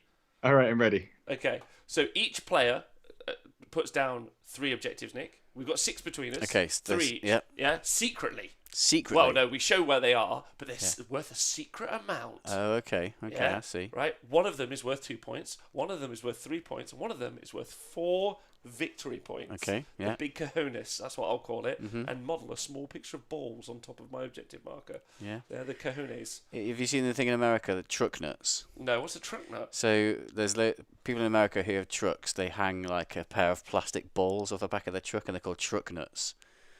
So maybe you can get some sort of Objective some nuts. sort of nuts that you hang off your big objective. Yeah, Tom. I know you're trying to leave out. What do you think about objective nuts? They crystals. It could be. It could be. Could be. All right, so you and I place down 6 objectives between us. Yeah. And they're worth, and then we reveal them, by the way, at the start of the first battle round. Okay. So then they're only secret during us putting them down and during us deploying stuff. Okay, so we know where our 3 are each, but which the value of them is concealed. Yes, to our opponents. Yes. We know ours. Yeah. Our opponent doesn't know theirs. Easy peasy. Right? I've smashed it so far. Yeah. Right? Now, each character, has got some intelligence. They're smart cookies. And if you don't have a character, your warlord is got the intelligence. Okay. Yeah, he's the big intelligence. Right? And they're the ones that go and score the objectives. Okay. Yeah? Well, anyone can score them at the end of the game, but you get bonus points if your intelligent characters do it. Mhm. Okay? So it's all about characters, and there's some secret stuff. It's an intelligence one, like it says, Secure and Strike. Don't know why it says that. It's a terrible name for it. Right? And at the end of the game, each one of those objectives is worth, obviously, what they're at the end of the game. There's... right, that's the end of the game scoring, because there's end of the game scoring and there's progressive scoring. Okay. So at the end of the game, there's potentially, like we said, 18 points available on the board, which is quite a lot just at the end of the game. So there's a big end of game swing on that one. So you might not want to commit too early in the game. And then at the start of battle round 3, let me just say this, see if that's right. Yeah, from the beginning of turn 3, the characters that you have in your army are able to score the objectives in progressive scoring. And they get, I think it's 1 victory point per objective that they secure. Okay. So from turn 3 onwards, if you get an intel character onto an objective, they get 1 point. Yes. Is it the start or end of their turns? It's the beginning of your... actually, that's a great question. As for the third battle on play score with the transmit intel special rule. I think it's... And then, by the way, if you have some characters and I have some characters, it's who has the most characters. Okay. Yeah, and they also override objective secured. Simple, right? Okay. Nice. Tom? Yes. How am very I doing? simple. You're doing great, mate. You're doing great. Keep it up. Thanks. Right. Now do the next bit. Okay. Right. And then now Oh, the way it my word. interacts with your deck of cards character, which is all characters are Intel characters, by the way. Yeah. The owning player of the character that got killed must discard one of their cards Oh, wow. So from characters their are hand. doubly important in this mission. Doubly important in this mission. They're important to kill. They're important to hold objectives. They're important for the whole business. And I think that is everything. That's all on securing, right? Yeah. Tom. Yep. Keep going. Maelstrom. Let's go. He really doesn't think I could do this, but I've been practicing No, today. you're doing fine. You're doing fine. Okay. Do the next bit. Okay. This is the hard bit. Okay. Right, so you can put up to 3 tactical objectives from your hand.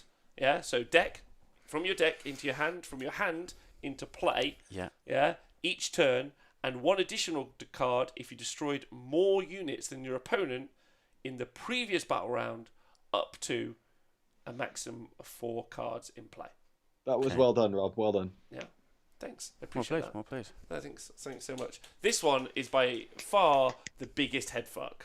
Yes, there's a lot of out. So Tom, for these missions, do they give you like?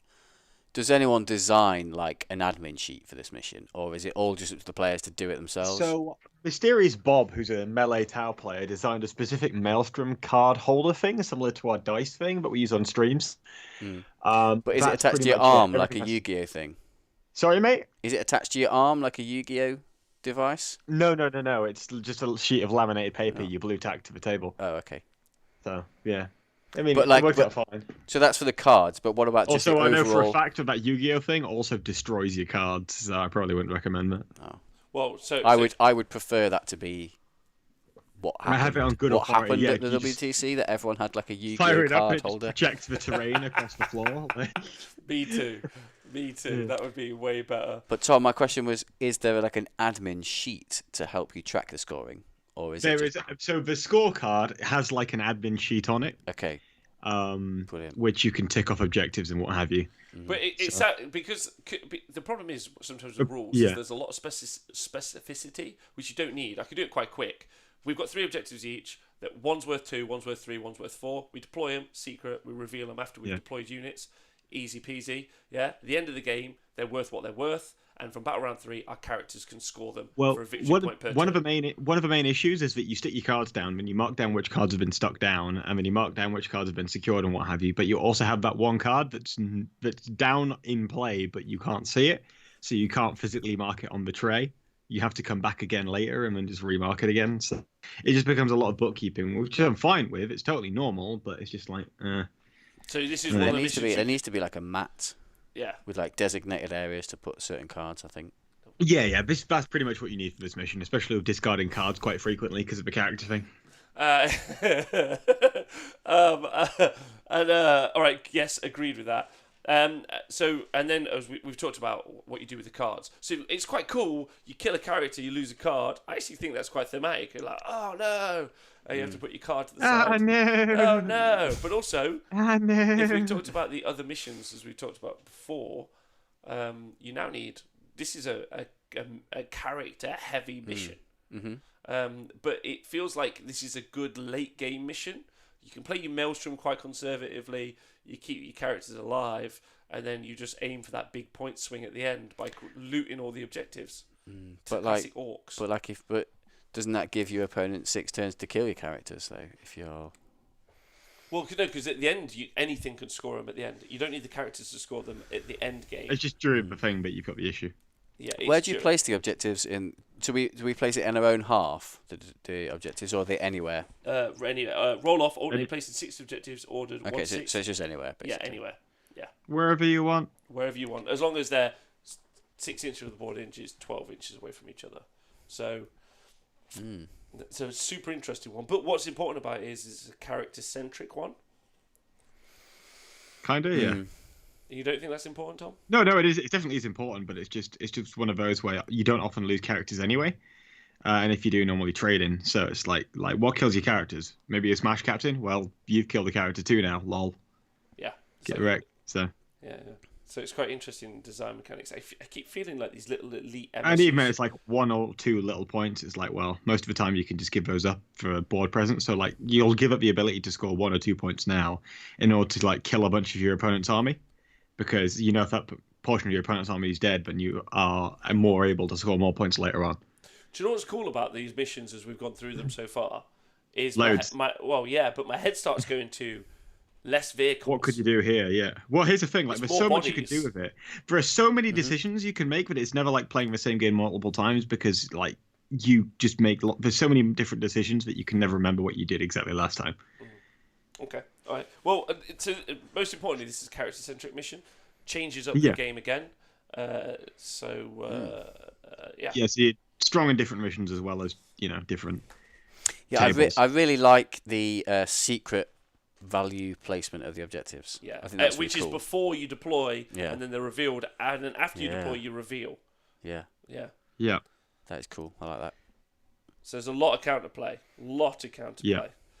Okay. Mm. All right. So then next up, mission 4. Yeah. So we're halfway there. Is Whoa. schemes and pillars. Schemes and pillars. Schemes and pillars. Right. Sneaky. Yes. So this is progressive, and you score at the end of each of the battle rounds. So there's a big advantage to go in second, which is a great way to deal with the first turn problem. Mm-hmm. Like, As is also the heavied boards as well. But yeah, definitely incentivizing going second is and big making the deal. objectives worth enough that even moving is worth it, which is what ITC doesn't do, right? Hmm. Tom, do you find that going second on this one is good? Mission 4? I haven't played enough Mission 4 personally. I played a few of these missions at the Wales practice weekend, but I was playing Tau, and the Tau sucked, so Okay. Fair yeah. So the objectives are placed pretty much the same. Objective markers 1 and 4 are preset, though. Yeah? Yeah. With the dead center 12 from the long table edge and 18 from the short table edge. Objective markers 1 and 3 are placed in deployment zones, starting with the winner of the roll-off, alternating placing objectives 5 and 6. Each of the objectives must be placed on the ground level, and then the normal requirements. So Yeah.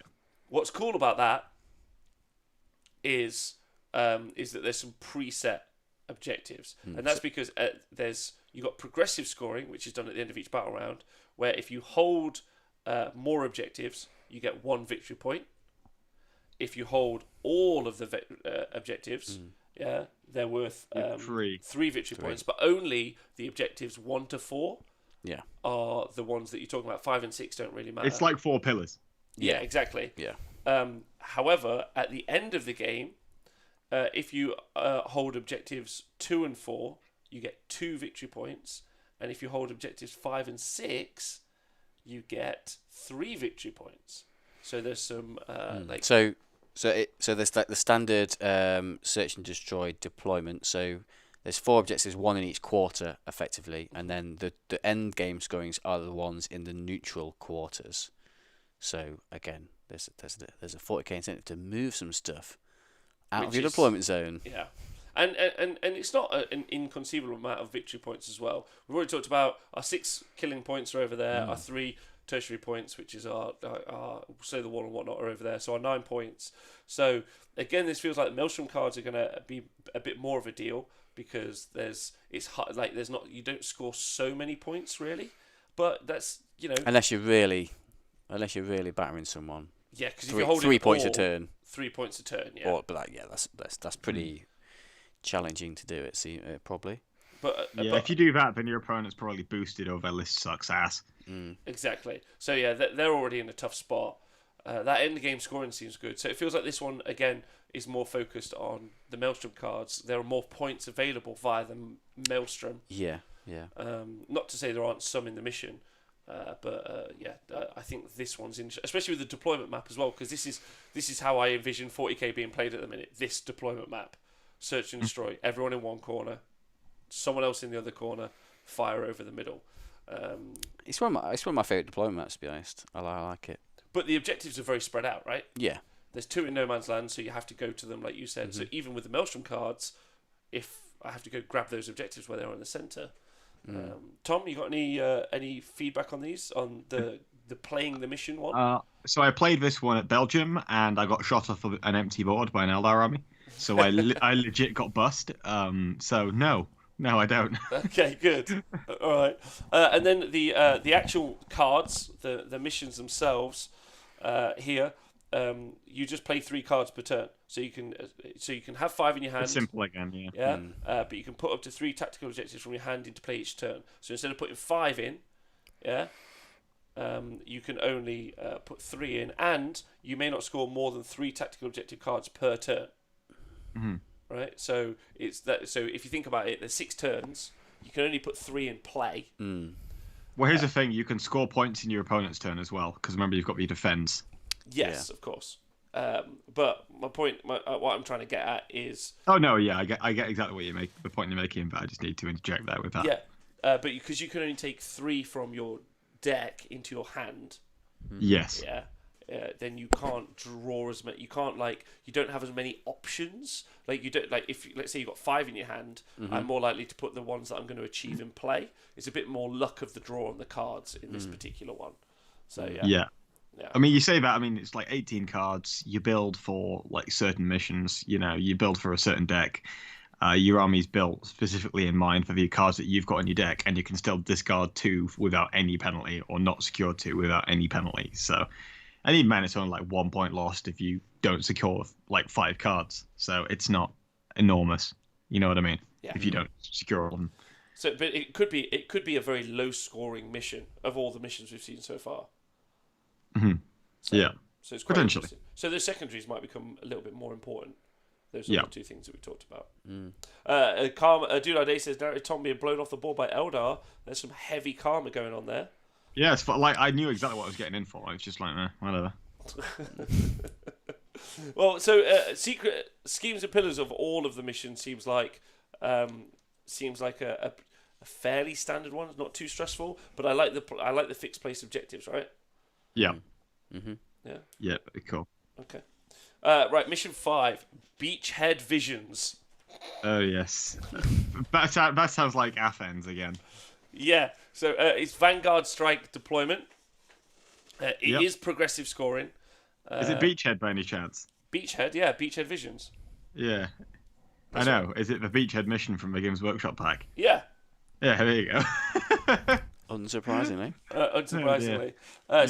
Which is so. You know what's really interesting about this is it's more likely to make sense to non-competitive gamers.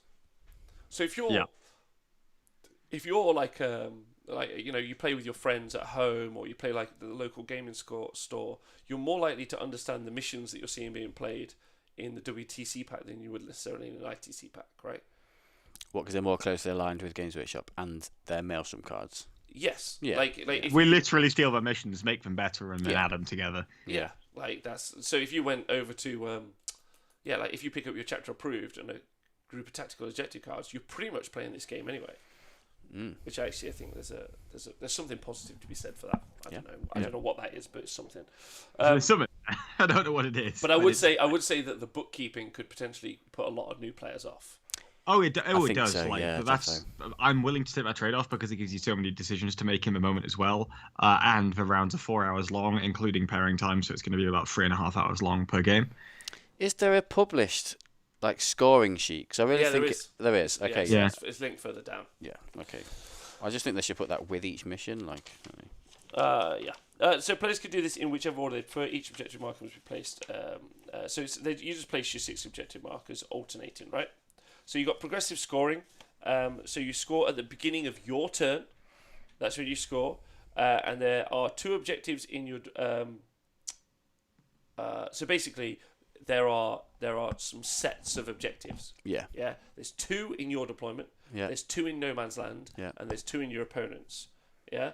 Mm-hmm. If you score the 2 that are in your deployment, and you hold both, that's a victory point. Mm-hmm. If you hold the 2 in the middle, they're worth a victory point. There were 2 victory points. There are 2 victory points. Yeah, 2 victory points, sorry. Yeah. And then if you go into your enemy's deployment zone, you hold both of the objectives in their deployment zone, you'll get 3 victory points. That's at the start of your turn as well, so it's very hard to do. Yeah, it's really hard to do.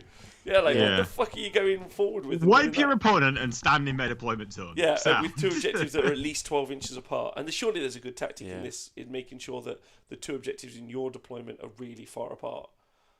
Or even you could swap deployment zones with your opponent, just go straight hand, say, right, you could have my deployment zone and I'm taking yours, and then you hope you can just knock your opponent off as you keep going.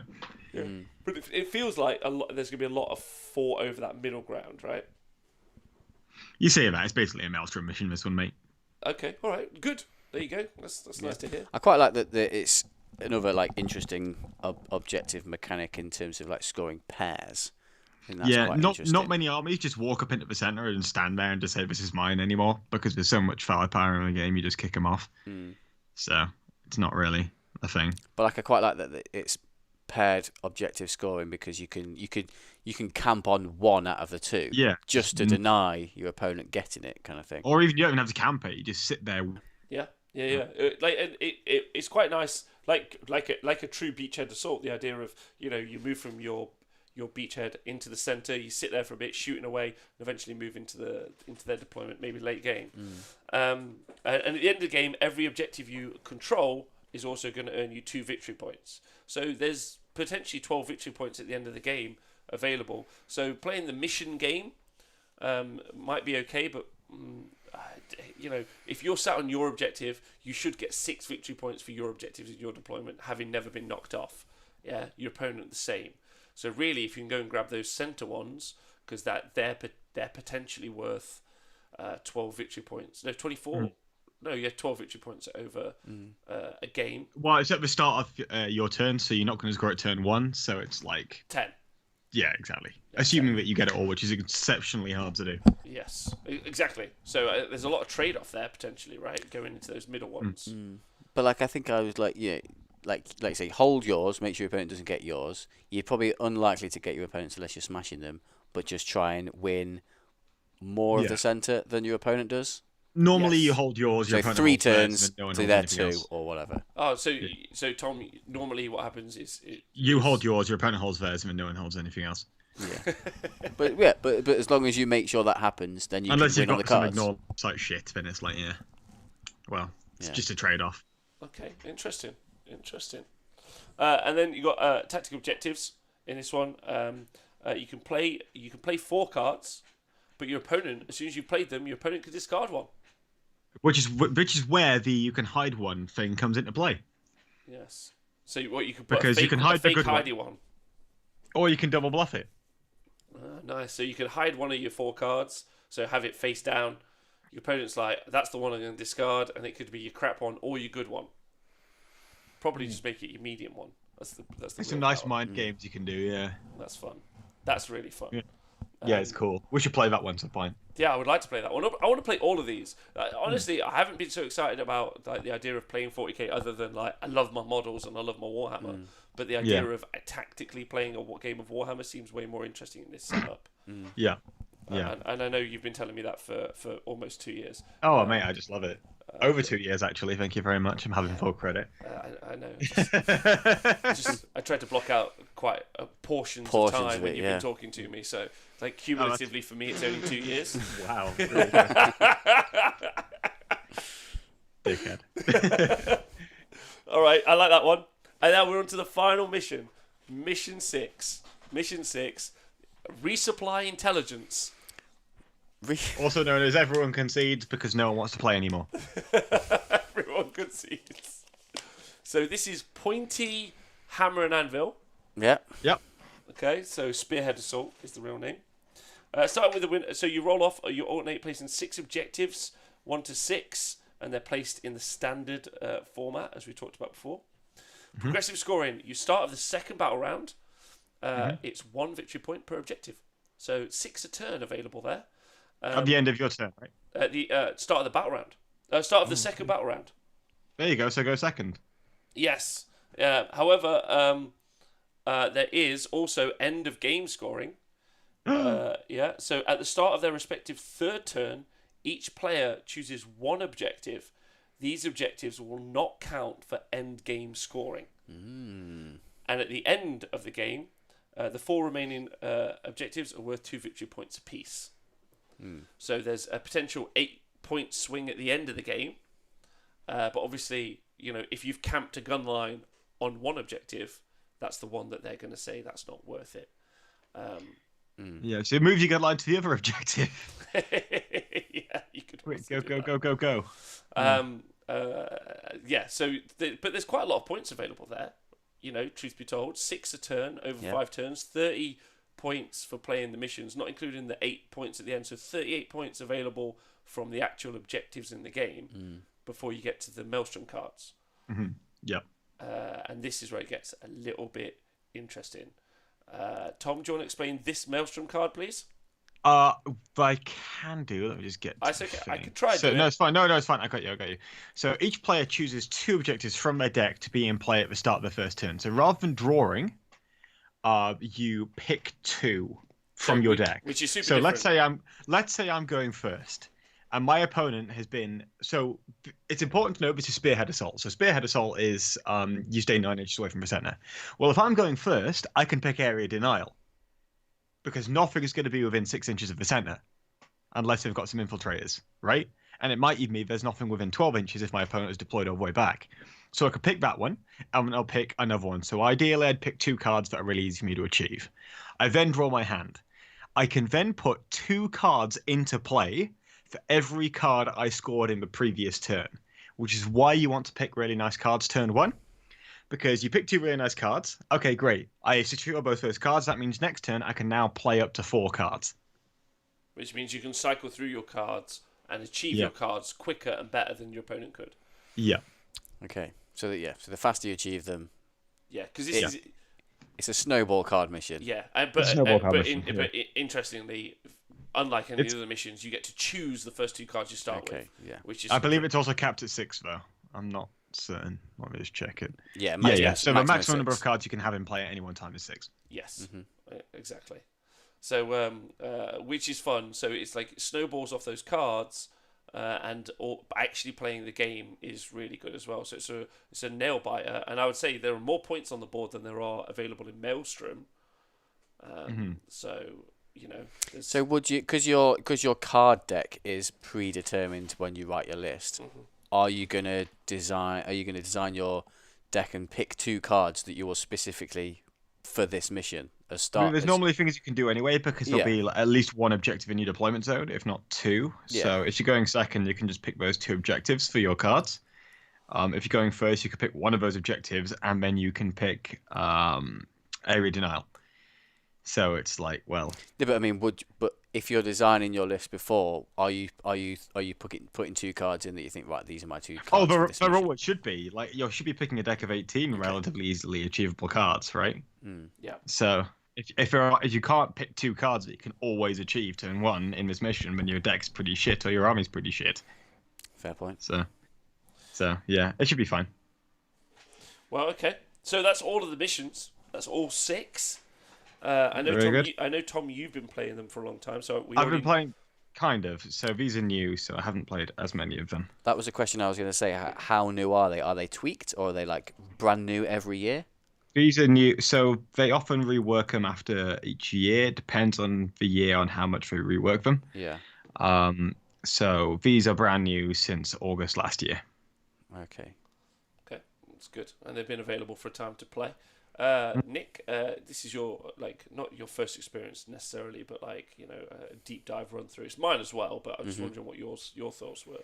Well, I like it from the fact that we've talked about one thing we like about like AOS missions, balancing a tournament because each mission asks something different from your army and playstyle. Yeah, So regardless of your opponent. Yeah, so it balances, so it can balance things in that respect because you have to build an army that can achieve all those things across those different missions, and this kind of does that to like a bit more of an extreme level. So you've got the balancing factor of each mission being different, then you've got the Maelstrom cards, obviously being used slightly different in each mission. Yeah, but And very then achievable. Yeah. Yeah, and then you've got the different end of game or progressive scoring as well. So there's a real variation in all the missions, which ask different things each time of you, your army, and your choices that you're making. So yeah, it's coming into it new. I can see it's been quite intimidating to get your head around, but I think playing through a few through with some visual aids or like physical aids to help you, like I would really want like an admin score sheet, like a physical representation for where my cards go and things like that, just to help me manage it. But yeah, I'd like to give it a go. It'd be cool to play some through. But yeah, they seem pretty fun, and like we said, they've created a lot of variance in how the games were played. Yeah, defo. Yeah, for me, I think like there's a whole bunch of stuff in here which isn't really available in other gaming, in the other formats in which we put our toys. So like, which is there's been often times that like the Games Workshop events, you basically just who goes first on that glass board, and Pretty much, yeah. Pretty much, yeah. And that's a little bit unfair. And I have liked what some of those missions have tried to do, but I think it's the inclusion of the Maelstrom cards, which initially I thought I'd hate. Yeah, and there's so much control over it though. Yeah, like one thing that I really didn't like about them before is like you have a massive stack, like a big deck, say 30 to 40 cards, and it's just pure random. But with the change to Maelstrom cards, where it's being building a deck, I really like that idea. Yeah. So it's still random. There's a random element to it. There's always a random chance, but you're controlling that randomness a little bit and designing it for your army. And then over the course of 6 games, that randomness and variation will hopefully equal itself. And one of the things I also am a big fan of as well is I get to say, well, I'm just going to go look at my dick. Yeah, I'm just going to get my dick. You see my dick? You see my dick? I've got my dick in my hand. And would you like to cut my dick? What do you think of this dick?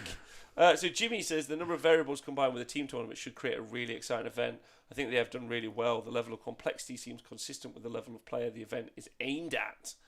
I think that's really true. That's good as well. I think really there's a couple of my high level thoughts is I thought I'd hate the Maelstrom decks, but like truthfully, what they're going to make an opponent do or make every player have to do is move out of their deployment. Yeah. So already we're going to see different types of units, and for me, I want to see a variety. Obviously, you get that in the team format as well because you have to take different armies. Yeah, there'll definitely be Taus. Like I imagine every team will have a Tau army, a Space Marine army, more than likely a Dark Eldar army, a Knight army. But beyond that, I imagine some of those maybe not present. Maybe there'll be Orc armies, maybe there won't. So I think looking at the team compositions will be super fascinating as you get to it. But before we get to that stages and we look at anything like that, I think actually just looking at it from a top-down level, like I have to go and play the missions. I have to go to the objectives. Not really ever overly thought about that in 40k. You have to move. You have to move. And that's something fairly new to me. The question I think that's fair, which is what Jimmy has pointed out in the chat, which I don't think we've had, is the missions are complex, which is great. And if you are a more professional game or more of a gamer that plays very consistently and is very savvy with these rules or practices a lot, that's fine. How translatable is it to a wider audience? I think is, because we're talking about 3 different types of game format, right? ITC. It's not translatable. Why don't you think it's translatable, Tom? Because if you are a new player going to a new tournament and you're going to your first event, you've got enough to be learning already. You don't it's like taking someone who's brand new to tournament circuit and saying, "Oh, I recommend you play Harlequins." You've already got so much you can be learning if you just play a basic army like Knights and Marines, right? But you don't need all that added complexity on top of it. So I'd probably recommend if you're going to your first event, go to something like an ITC event, go to a GW event, these kind of like Charlie Chalk ball pit kind of rules packs. And then when you've got your head around the basic ones, then come and play with the complex rules pack. Okay, all right. I think there's more. I think it's more obtuse in the explanation than it is in the complexity. Oh yeah, but it's intimidating, though, right? So when you're going to a new event, when you're going to your first event, you've got enough to be learning about your army and tournament play in general. You don't need to be learning about a really complex rules pack as well. Just take it one step at a time. Well, I think that's the mission. That's the page mission. Yeah. I reckon that could possibly be simplified into like a little table. I agree. Obviously, you need that level of detail for players to play the game because people will like at a super granular level. Yeah, when do I score this? You need it. You need it. All those things nailed down and in black and white. But I think for someone just looking at a glance, just wanting to know, oh, what mission are these people playing? Here's a very quick summary. How many objectives? When are they scored? How do you do your cards? Yeah, because the players need the detail. Yeah. And also new players would need the detail as well. But I think, I think you're right. I think there's actually some granularity there that doesn't necessarily need to be in presentation. And I think Tom's right. I think that it's a little bit obtuse for new players, truth be told. But I actually also would argue that that it would be very dynamic for new players as well. I think problematically, and 40k doesn't have an issue. They're selling like hotcakes. Events are all over the place, and event numbers are really high. So there's not a problem with 40k. But I would argue that there's a game design problem. I think there's too much output. I think there's too much DPS. True. In the game. Yeah. Which is why we have these big dense boards. Which I think is dealt with by terrain, obviously. But I also think that you have to mitigate some of that output that you might put into a gunline style army in an army that goes forward and does things. Like you might see these missions make you have to play. I also think that when you and your opponent are playing a pretty bland mission from, let's say, chapter approved, or you're doing ITC stuff. ITC stuff's just as daunting. I have to pick a bunch of secondaries. Like, I don't know, like not just as daunting, but like, well, no, you do. You have to pick a bunch of secondaries. You're not 100% certain if those are the right choices. Like, your secondaries you choose probably are built on your army list that you went and wrote in your army list building stage. My point is that actually I think that this game system might be better for your pickup game because you've just built an army. I would push back on that. Yeah. The reason why I push back on that is, firstly, your secondaries aren't fixed for every single game, so if you mess something up, you can always fix it. But also, secondaries are only worth about a third of your points, whereas here they're worth, those things that you locked in are worth half. So you're talking about the cards and also playing the game. Yeah. But I think, exactly. But When I we're think comparing secondaries I to think cards. the cards and playing the game immediately make you make a more balanced list. So I agree with you. Oh yeah, sure, but I'm not arguing that point. We're talking about what's more daunting for newer players. Well, I think newer players just generally take a bit of this and a bit of that. Like, that's the point, right? Yeah. Like, a new player's just like, I reckon I'll drop some dudes on. Yeah? Yeah. Like, and I'll have that Which unit is of why bikes. Oh, a biker squad. Which is That's why I land think it's speeder. important to be able to change between games, but also not have a massive list of things, right? Yeah. They only have to pick 3 things. Yeah. Agreed. I was just talking it through. Oh, no, The just temporary off, the chat is saying cards and Warhammer? Question mark. Is it like Shadespire? It's called War Machine. Is it Shadespire? It's probably more like Shadespire, isn't it? Yeah, it's a bit more like Shadespire. It's quite interesting. All right, well, Twitch chat, what do you guys think? That's the real question. And thanks for being here. I'm sorry about the internet. If you've been listening to podcasts, I'd be interested in what you think. Number 1, stay hydrated. Number 2, wash your hands for 20 to 30 seconds. Are we going to go and raid and a remember- actual game, by the way? Yeah, but not yet. We're not Not closing yet. up That's yet. fine. I'm just reminding. Yeah. Yeah. Just also remind the podcast listeners, if you see someone with a Space Marine Codex, catch it, bin it, and kill it. Yeah. So The like, codex of a person. The Codex. yeah. Okay. So do you think you want to try out a bunch of WTC missions? Like, Yeah, so that's give it what a I'd go. like to Yeah, do. sure. Because we've Try something new. We've tried all the others. Yep. Yeah, tried the rest. Maybe try the best, but we'll Yeah. give it a fair and honest review if we will. think it's not that. We will. I'd say that Tom's right. I think that it could be fairly obtuse to new players, but I Yeah. think new players would have a better time if they played it, even if they didn't know what the fuck was going on. Yeah. Fair. Does that make sense? So, yeah, I think I see like down Warhammer World, you see a lot of like more casual players playing Maelstrom. Yeah. That seems to be my impression. Maelstrom is like for casual games because it's just like because if you've played with the open war cards that they had, Yes. they create like a random little scenario. It's not Oh, they're particularly awful, balanced. Yeah, it's not particularly balanced at all. But like if you're just meeting up with a mate who you very rarely see, just having a casual game of 40k, then like Maelstrom cards and those kind of things are great for that kind of like casual fun game. Yeah, because the experience that I had with Ewan the other day, where my list just shot all his dudes off and it was not the greatest. Like, would it be different if we were playing this? Potentially. Like, I've got 3 units of go get stuff, and actually I've got some planes, although they can't go and grab objectives. But I've got stuff that moves across the board. But would I have changed it up a little bit more? Probably not. But would he have been able to play better, or maybe secure objectives more, or win the game better?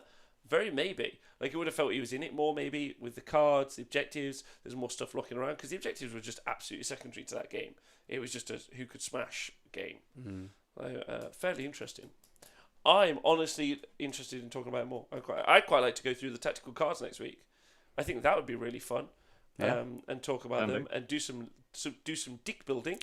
Yeah, I've got do a bit myself of a dick. dick building. Oh, what's this? You want to build a dick? Show each other our dicks. Get a bigger dick. Oh, do you want? I've got 18 dick, but I might want a 24 dick. Oh, no, I think I'm definitely going for a big dick. What's it's big dick. Bigger dick. You know, dick's on the Dutch team. Should we all build a dick and then Well, we should show build each an other army our list and dicks? then build a dick.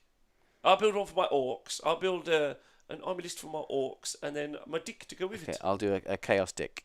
Chaos dick. I'll do an Imperial soup dick because I don't want to do my actual deck. Well, of course you don't want to talk about your dick. No, don't show your dick. So No. show your real dick. Hide talk that. about a Hide fake that dick. dick. Yeah. So next week, and also if anyone at home next week, if anyone who's listening or wants to join us next week when we go through all of the decks, if you want to write your deck or maybe even take a picture of it, you could send us your Send dick us pics. Send us your your dick dick pics. pics. Yeah, send us your dick pics. Next week. To www.dickpills.com. Yeah, Dick. Yeah. So Jim 1080 says Rob's overall summary. Let's see if this is true. Okay. Playing WTC is like losing your virginity. You won't really know what's going on, but you'll have a good time. Yeah, I'd agree with that. But the more times you play, the more experience you'll get and know what's going on. Is this how I feel? I wouldn't know. Okay, that got dark. I suppose actually I'm going to disagree with that. I reckon playing What, you think WTC. I'd know? I reckon WTC is like fucking a crazy girl. All right. Okay. What happened Most here? listen. You guys are degens. So someone Is it screenshot because this. she asks you exactly what is in your deck? What is No. in your deck? No, this is where I'm going with it. This is what I reckon. This is where I disconnect from the call. My thoughts is you don't know what's happening. No. All of the time, you're a little bit scared, and you're constantly looking for exits. Yeah, Looking at your dick a lot. yeah, and just making sure that everything's Dex it. okay, right? Yeah, you dex it, right? But ultimately, yeah, you'll come back time and time again because it's just a more rewarding experience. Yeah, listen, I don't pay. I mean, taxis count, but like I don't really pay to like get in a car and go somewhere. Like, you know, I have to get in a car and I have to go somewhere. A bit like playing ITC. Yeah, I want to play a game of 40k. I get in the car and I go to the end. Yeah, but you travel to the roller coaster. You get on and you're like, I don't really fucking know what's happening. Yeah, and then you go round and you're like, shit, that was mad, but I had a great time. I was screaming a lot, waving my arms around a lot. This will be edited out, says Dude Day. This will never be edited. Jeepers, beautiful thing, ain't it? Come back because it's more rewarding. Car crash. Yeah, that's it. Beautiful thing. Comes back because it's more rewarding. Tom, any final thoughts? No. Not after that. What have you done? Playing 40k is much like making love to a beautiful woman. Who's got mental health issues? Okay, all right. Well, it's been a pleasure. Tom, I've loved having you on the show and talking to you as always. And you, mate? Good to see you. Nick, nothing but a pleasure, as you know. Nick? Thank you very much. Nick, can't wait to talk about your dick next week. I can't wait to show everyone my dick, my deck next week. Everyone in the Twitch chat, thank you for being here. Jimmy 108 Irishman or Scrivo, Dude Our Day, love you all. I know there's been some internet issues, so if it hasn't really worked, there'll be a video up on YouTube, so watch it there if you want to watch it back. De Templar, what up? Thanks for being here. If you listen to the podcast, stay hydrated. Thank you to everyone on the Oswald Game Patreon who supports the show. If it wasn't for you, we wouldn't be able to do this for a job. So thank you. Please head over there and support us if you can. Have a great day. Make sure you stay safe. Yeah? Stay safe. We've all Hide got- from all those Space Marine players. hide from all the Space Marine players. We can all build and paint minis in our homes. Yeah. Just stay safe. Look after each other. If you can help Raid. people, do. Yes, and also, I did honestly almost forget. Oh. So I'll, We're doing a raid. We're doing a raid, I can guys. stop the, I can stop the podcast felt recording. it. Love it. I can stop the podcast recording. Love you all so much. Look after you. Bye. Right, so that's that sorted. Now Twitch guys only because we're Hey, the Twitch coolest. guys, do you want to Secret- see an secret actual Twitch ETC club. game in practice? Because my teammate is currently probably shitting the bed on another stream. Go and tell him, but he's bad. So we're gonna /raid. Also, you say- can buy some merch if you want to buy some merch. And I'm gonna raid Glass. Spell that Hammer right. Gaming, Hammer. or one / word. I think it is anyway. Gaming. If not, Yeah, that's what we're getting. Enjoy. let's go, gents. Let's go. Yeah! See you guys All right. later. Goodbye. Bye. Bye. Au revoir. Au revoir. Yo. Let's raid now. Let's go. Wee. We're jumping over to raid them. Whatever. I mean, spam some Roblins in that chat. Like, I don't know. I can't see. Well, I actually can't see their game. Oh, makes is the game sense. not going on? Are they finished Well, it already? is. No, it's going on. Oh, okay. So Nick hasn't lost yet. That's good. Well done, Nick. Nick isn't very good. Yeah. No, Nick's fine. Bless him. Are they bullying him already? I'm saying red card. Yeah. All right. So there we go. How many people are watching theirs? About 30. All right. So ours wasn't very busy either. So okay. Yeah, it was kind of like a mix. Yeah. Uh, It was like fine. Like, you know, we were doing a niche one. I feel like that's going to be more of a podcast anyway. Hold up. Oh, hold up. Is my internet working? Internet? Hello? We can hear you. we can hear you.